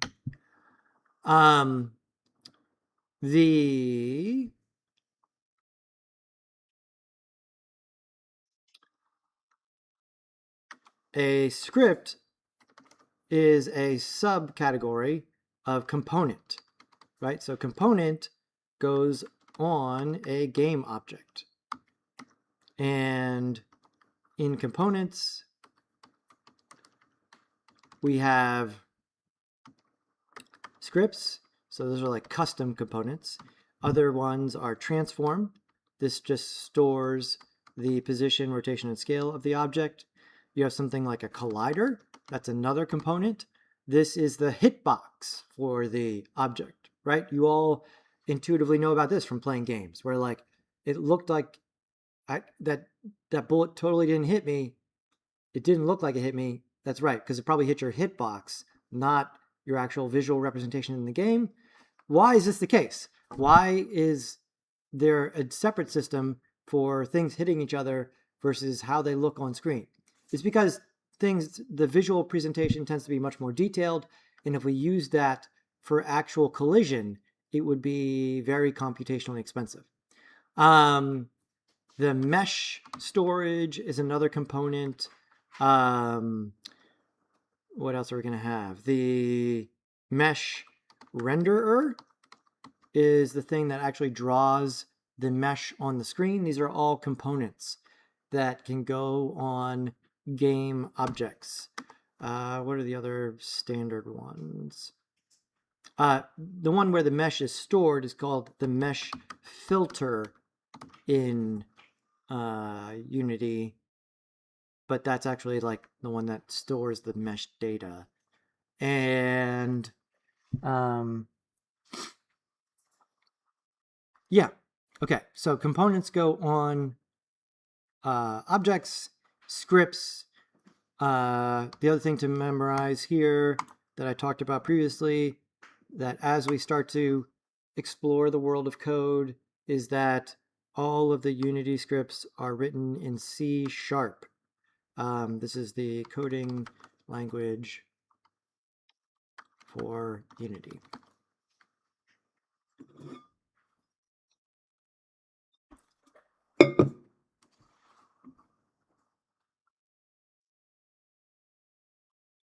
Okay, let's inspect the sphere.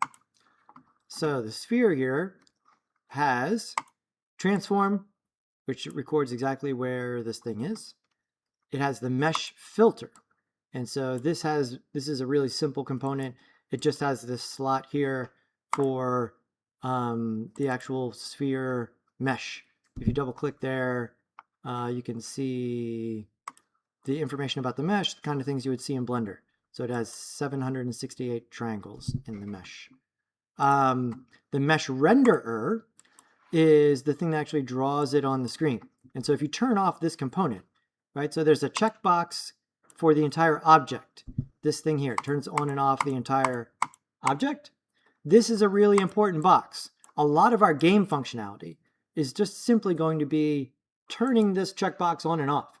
You can do a lot in games by just dynamically turning stuff on and off when certain things happen. And so we can do a lot of heavy lifting just by checking and unchecking that box, both ourselves and unchecking it and checking it through algorithms. But it's worth noting that not every, but a lot of components also have their own box, which turns that component on and off. And so if I leave the game object on and I turn the component for the renderer off, the sphere still disappears. But look, the sphere collision is still there in the game, right? Because that is the next component down, the collider for the sphere. And if I turn off the entire object, both of those go away, right? If I turn off just the renderer, we have the collider by itself. And so if we had something falling on this, it would bounce off of it. So for instance, I'm not going to get into the details here, but I'll take a cube, move it over here, round it up, and I'll put a rigid body on it like so. And then, yeah, if I look at the sphere like this and hit play,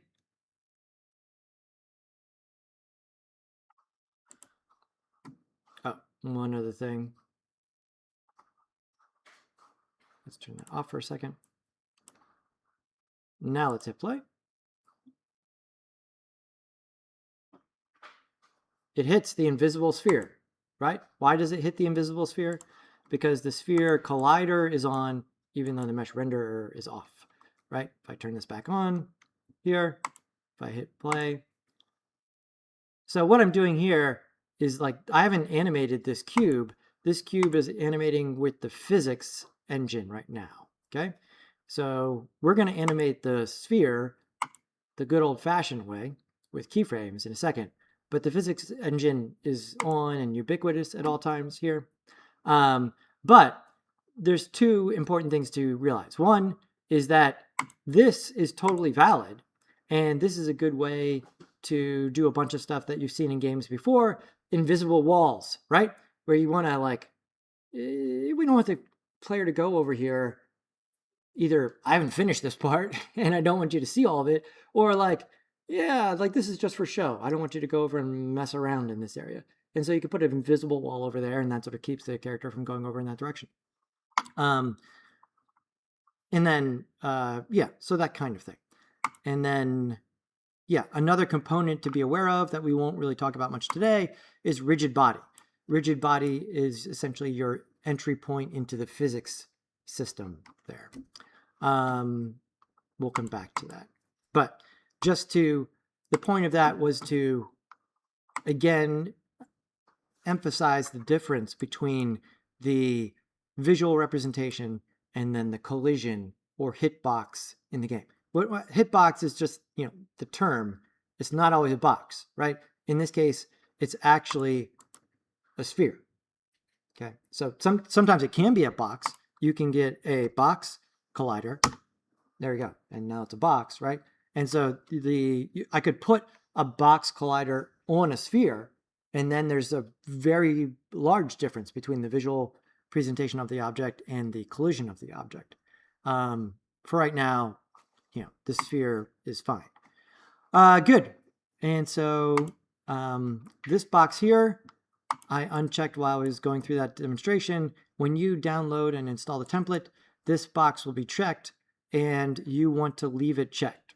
So this, the trigger checkbox here, allows the mouse to interact with the object, which is what we want, right? Because what we want is like, we want to click on this sphere and have it bounce. So that needs to be on, and it will be on by default. If you mess around and do something and turn it off, turn it back on. Okay, great. So let's go and animate this.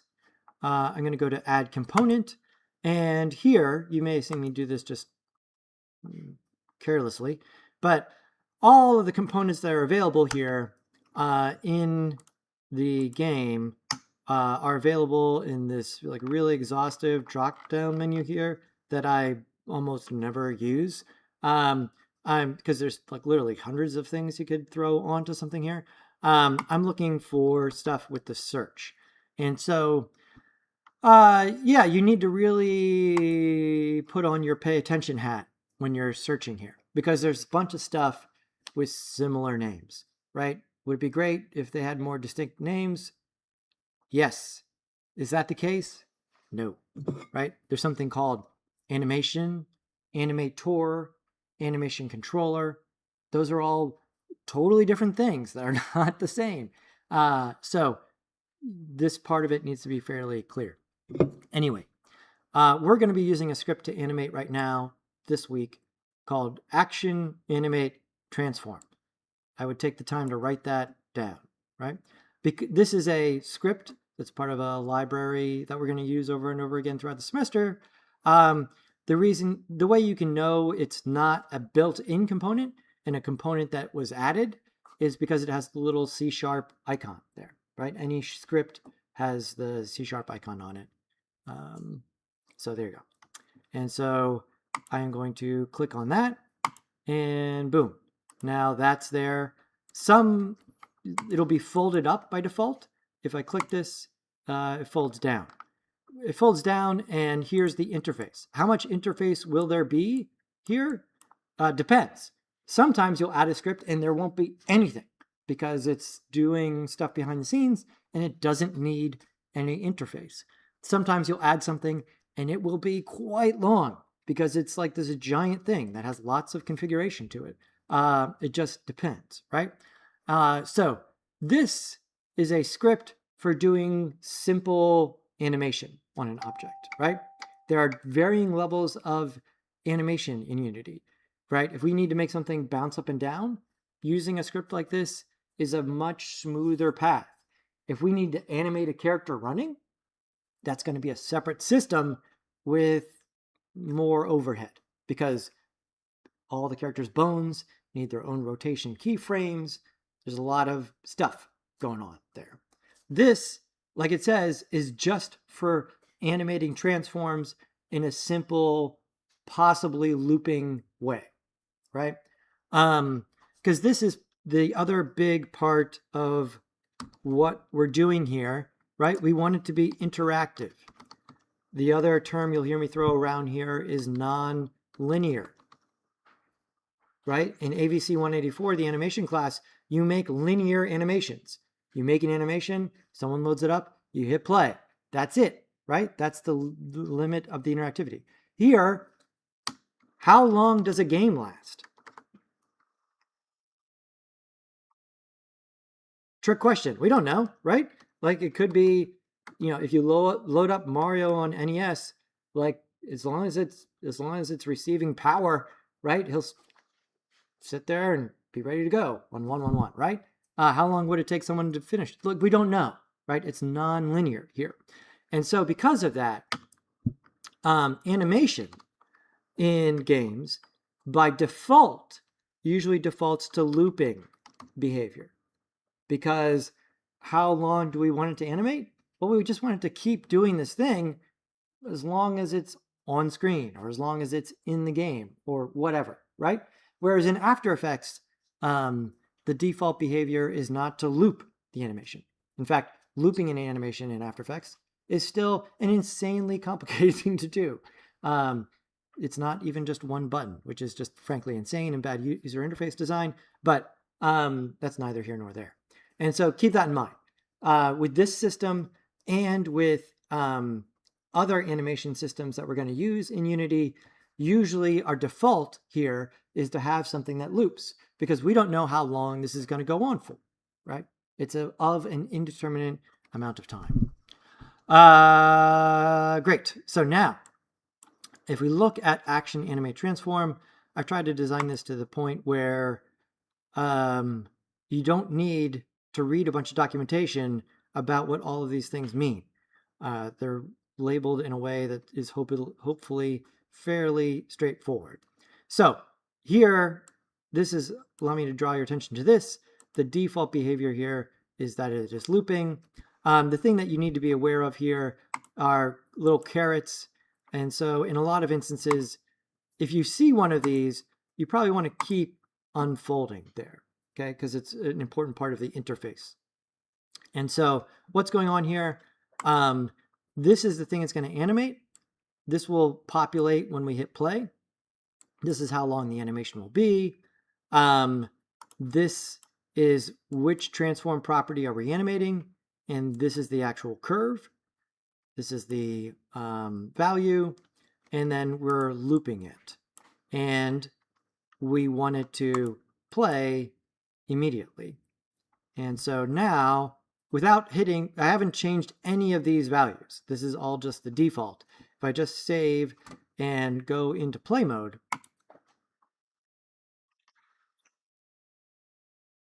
it animates up and down because it's taking this and this curve is being applied to the y-axis of that sphere. It's automatically being offset from wherever the sphere starts. So if the sphere goes over here and we hit play, then it goes up and down over there. So that's just some desirable default behavior there. Let's look at this. And so this class is complicated. You're essentially doing we're sampling just a little taste of all the different jobs of game development, right? Depending on the size of the team, right? There could be one person that's doing the program and another person that's doing the art. That's sort of like the smallest game dev team. I'm sure a lot of games on Steam are teams that small where things break down. Or for something like, God of War or Astrobot, hundreds of people could be doing just the art. In God of War, there's probably one person just doing like wood planks. I'm the wood plank guy for God of War, right? There might be two wood plank people taking the time to just make the thousands of wood planks that get smashed over the course of that game. So here, right now, we need to put on the animator hat, right? The part of our consciousness that's really tuned in to keyframes and curves and movement over time. Because it is moving up and down, but as an animator, would you say that that looks like it's bouncing? No. It does not really look like a bounce. And why is that? Gravity. Right, Brandon, gravity. Can you be more specific? Objects. Let me, Brandon. It's like when something goes down, it moves down and changes shape when it moves up. It goes up faster and it comes down. Or like the curve is changing. It's not that curve it's set up. Like it's not that curve isn't that direct. Right. This curve is not right. Because this is the speed going. Thank you, Brandon. That's very good. You got to the key, the crux of the issue there is that this curve is not correct. And this curve controlling the up and down of the ball is not, it doesn't look like gravity, right? Because what does gravity do to objects that are falling?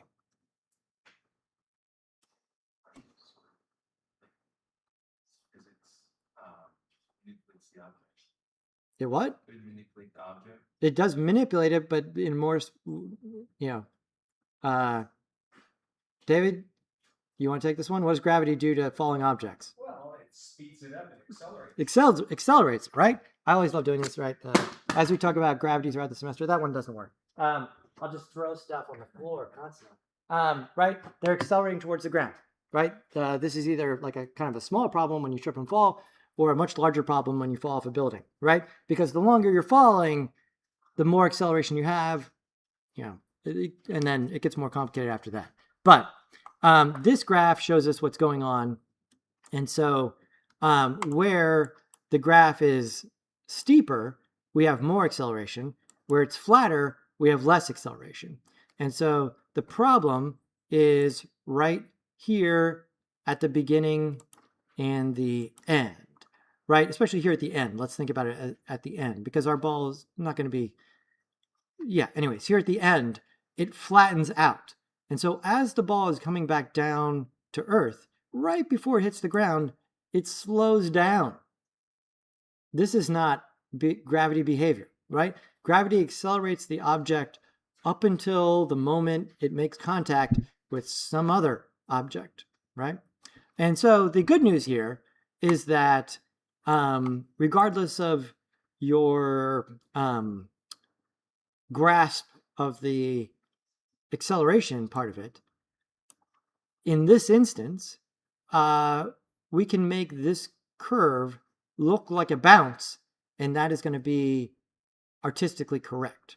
So if I grab this handle and do this, and then if I grab this handle and do this, now I don't want to do that. I don't want this extra hump up there.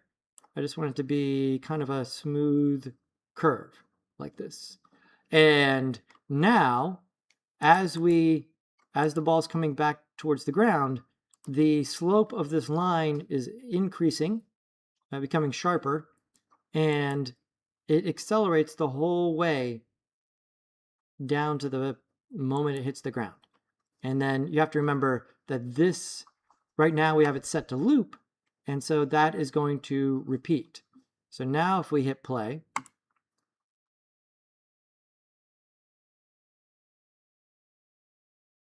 bounce, right? Now, the ball starts at the bottom and goes up.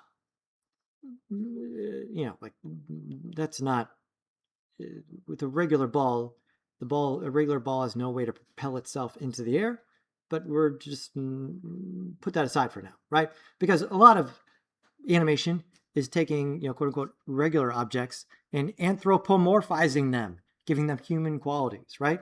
That's the name of the book, the Disney book that we'll reference over and over and over and over again. Does anyone know the name of the book? The Illusion of Life. Not alive.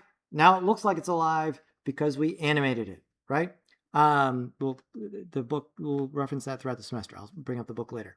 But yeah, the fact this ball is able to propel itself into the air, but it's just a little bit simpler having it sit on the ground and then bounce. So that's what we're doing for today. But now, especially in a repeat, it does bounce because gravity, when it goes up, it's being decelerated, and then it hangs in the air for a moment as gravity, the downward acceleration of gravity slows the upward motion, and then at one particular moment it gets to zero and is still, and then starts going in the other direction, accelerating towards the ground until that moment it hits the ground and reverses.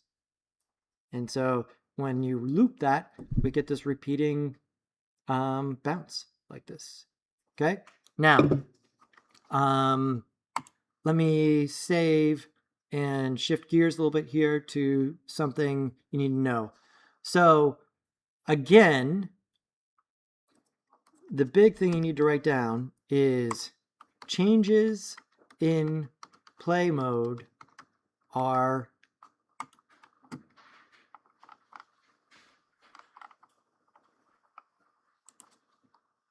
not saved. Okay, this is something that stings people here at the beginning. We talked a little bit about this before, right? When we're playing the game, we don't want to permanently alter the game. That's not how games work. When you kill that Koopa, is it dead? When you knock it out, we'll say we're just knocking it out in Mario 1-1, and you jump on it, right? That Koopa has not been permanently disabled. The next time you do Mario 1-1, it's there again at the beginning, right? So that's fine. When you're playing a game, you probably never even really thought about it, right? But now that you're designing the game, you need to be really aware of when you're in play mode and when you're not, okay? What happens is that people go into play mode, they forget they're in play mode, and then they keep working on their game. And then they realize they're in play mode. And when they exit play mode, all of the work that they did just evaporates, right? Because as far as Unity is concerned, it was just stuff that was happening during the game, not actual work you were doing as a designer. So tactically, the way to approach this is to go to Edit, Preferences, and then go to Colors, and then go down to Play Mode Tint, which Unity has inexplicably set the default to just a slightly different shade of gray.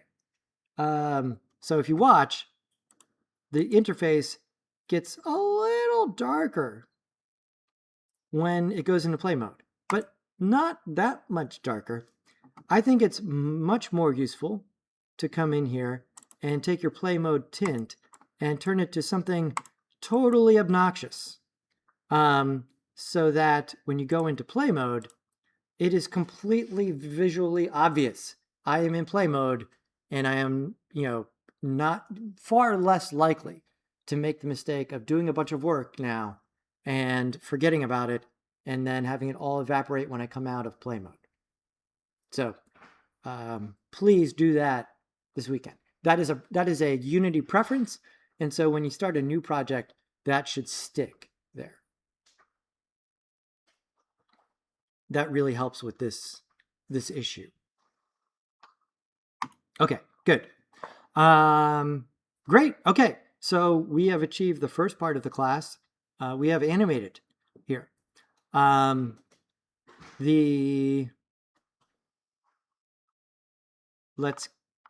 do the interactivity part. So in order to make this interactive, first it needs to not be animating all the time.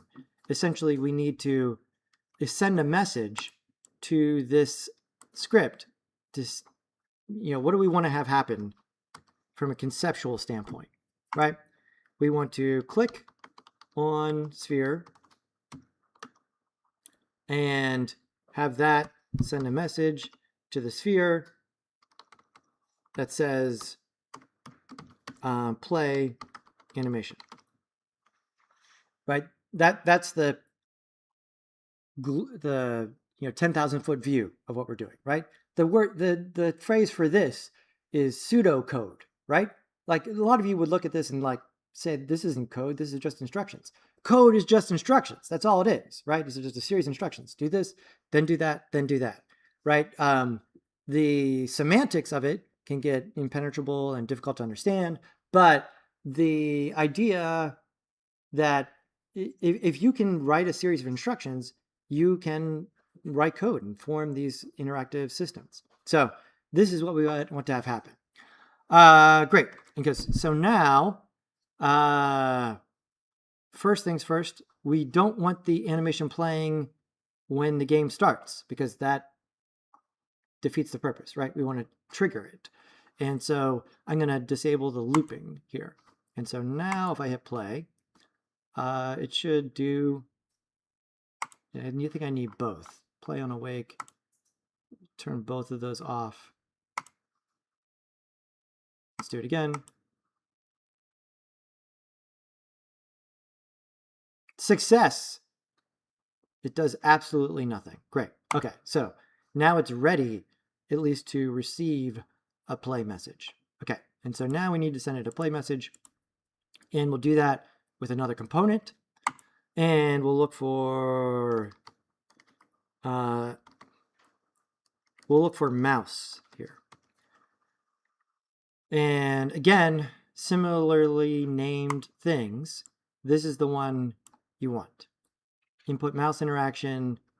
Do not grab input FP mouse interaction. That's a separate thing. Okay, and so again, this has some settings here. Let's go one level deeper.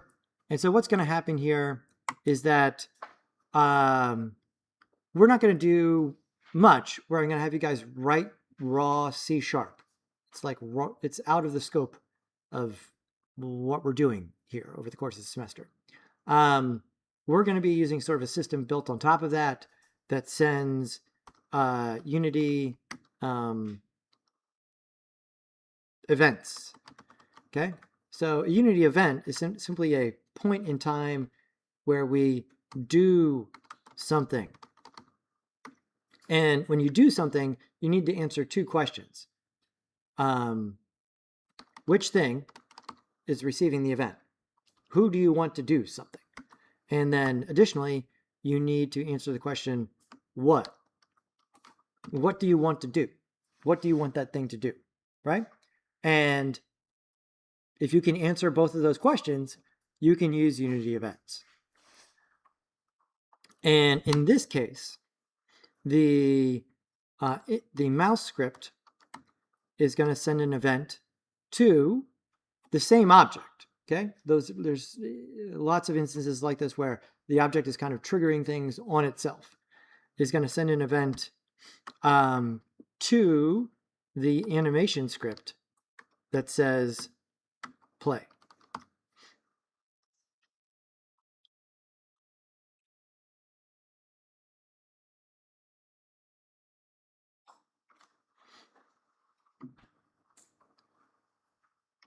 Okay, so let's actually make that happen.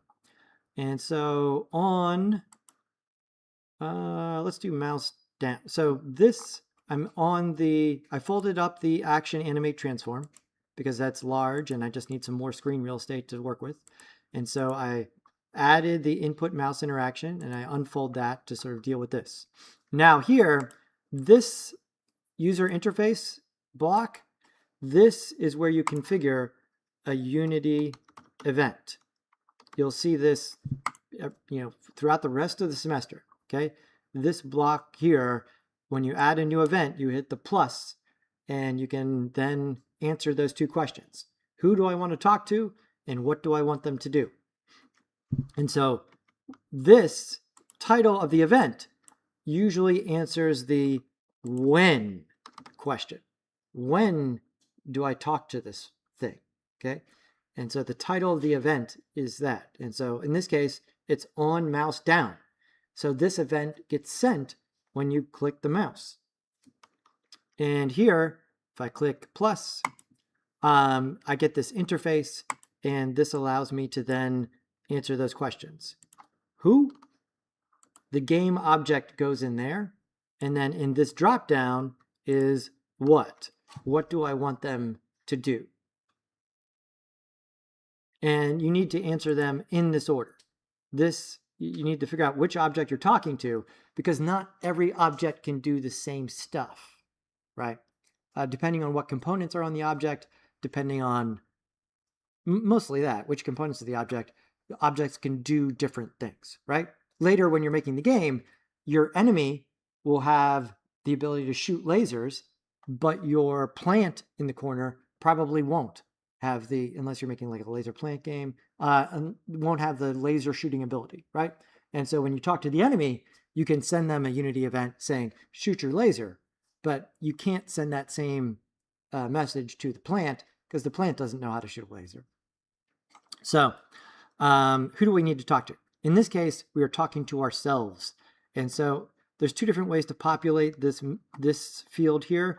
You can grab the sphere and drag it in to this field, or you can click this little button. Every time you see this little button, this means like now I can pull up a menu, and Unity will show me a list of things that I could put in that view. And for right now, this week, I think it's easier just to do this, to drag this thing in here, because there is some complexity with that menu. Just do that for now. Does it make sense? And in this case, we're talking to ourselves, because we're kind of sending an event between two scripts. Now, the function here is, anybody identify what this list of stuff is?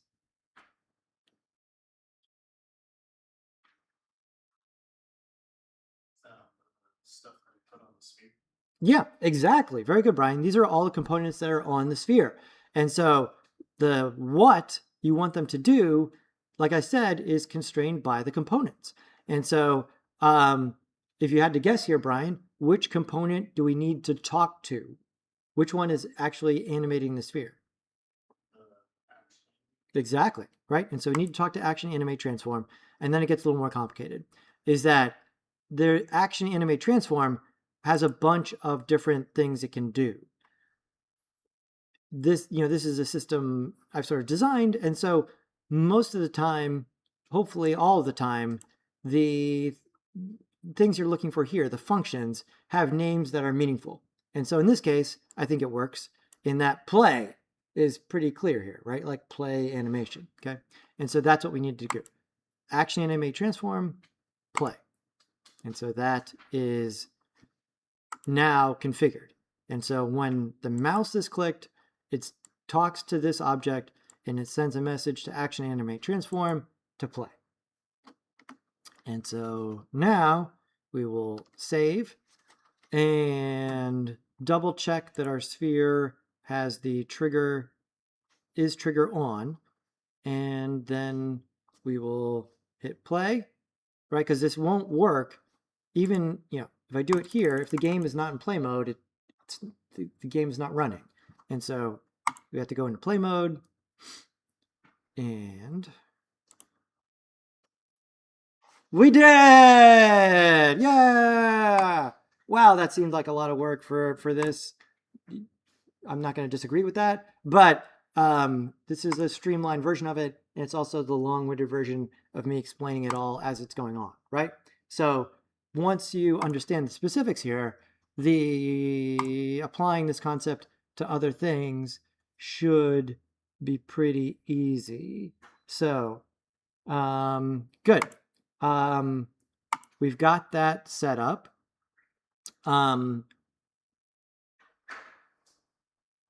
Questions? Yes. McKenna, right? Yeah.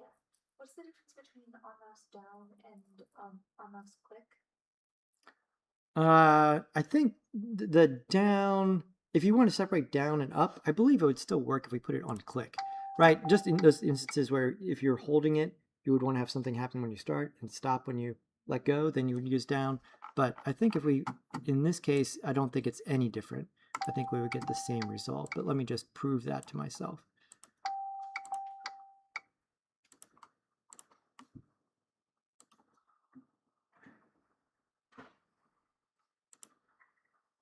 Yeah, so same result here. They both work, in this particular instance.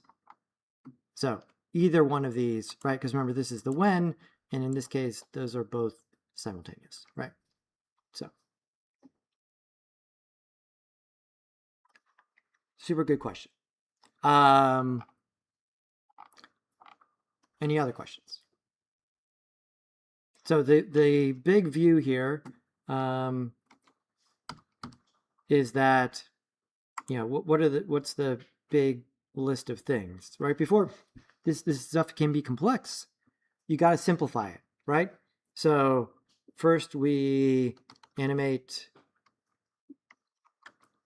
the ball, then we add the interaction, right? That's the super simple version of it, right? But then each of those things has sort of like sub steps, right? So animating the ball involves adjust the curves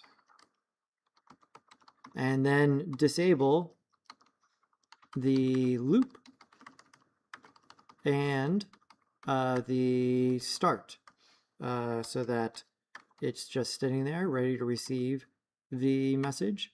And then the interaction here is provide the sphere connection, and then you need to select the animate script, and then you need to select the play function. So there's a new, or actually I'll try to be more specific, method here. And so this, anytime you see these curly brackets after something, a method is going to be the equivalent of a verb. It's going to like do a thing. And so in this case, it's fairly clear, like play, we're playing a thing.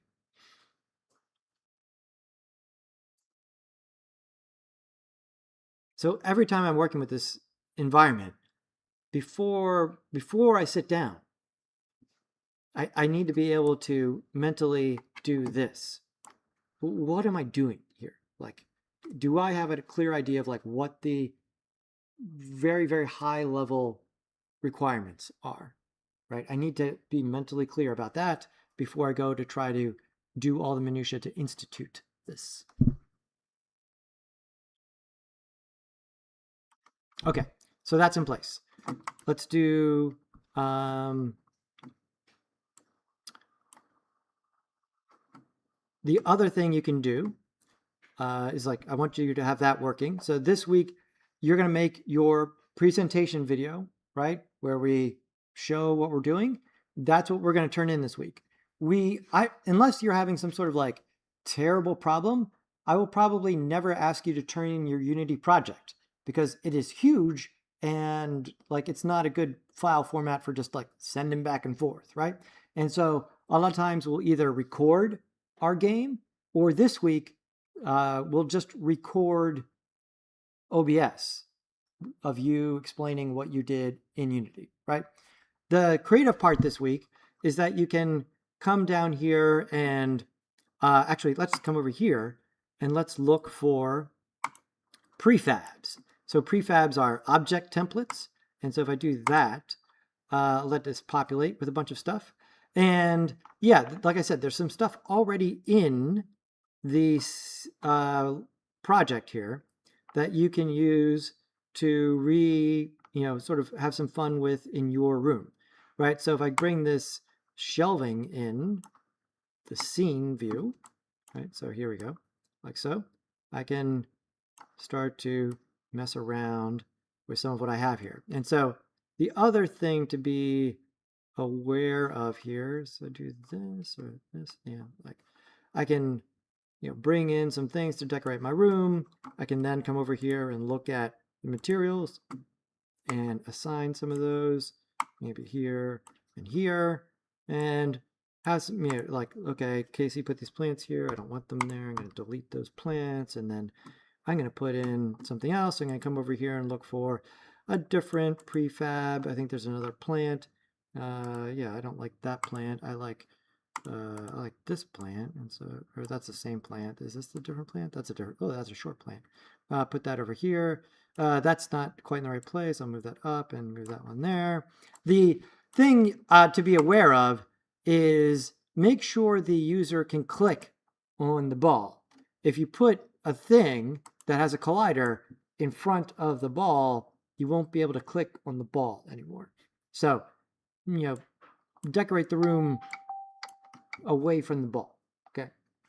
And so have some fun exploring there. There's a bunch of stuff here that you can sort of drag in and just get used to configuring some things and moving them around.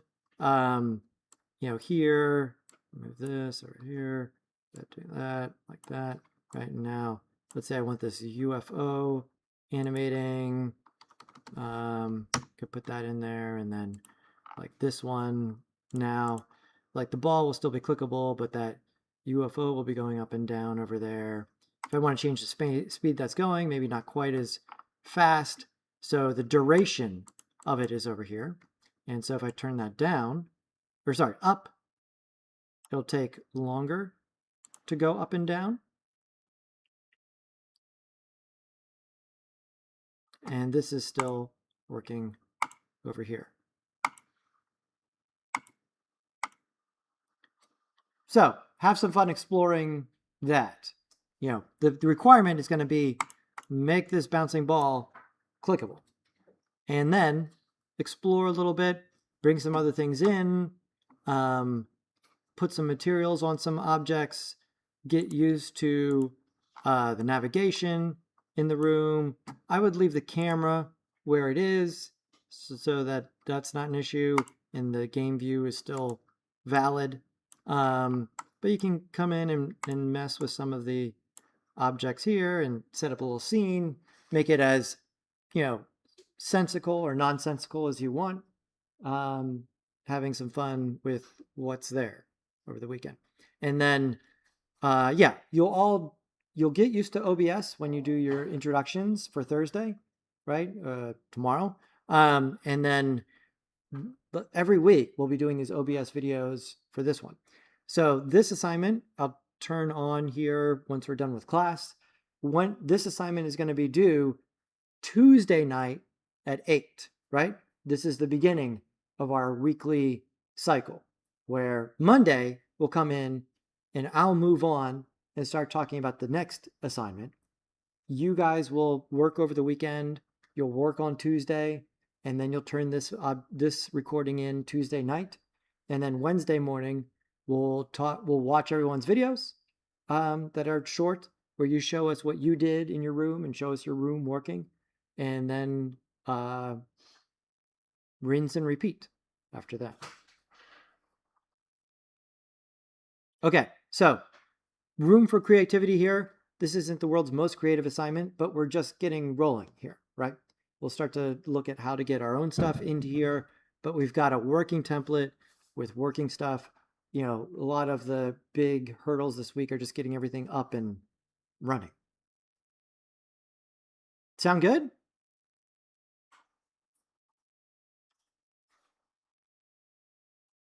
Excited?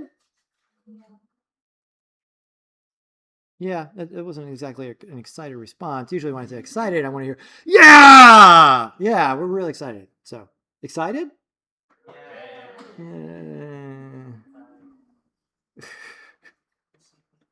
Okay, great. Yeah, I think everybody's ready to go here. We got everything done. It's 11 o'clock. Yeah. Okay, great. Take the syllabus acknowledgement quiz if you haven't. Please, please, please, so that we don't have any weirdness with class registration. Then tomorrow is the due date for the technology login stuff. If you haven't started checking in with that to make sure that everything's going. If you're going to borrow a computer from school, please tell me you've already filled out that form, right? So you can get that going. It's not like, it may take a couple days for IT to get back to you. Like, I am not in control of all that stuff. That is you and the Office of Information Technology working all of that out. So if you haven't started that process, start that process, okay? And yeah, okay, great. And we're done. And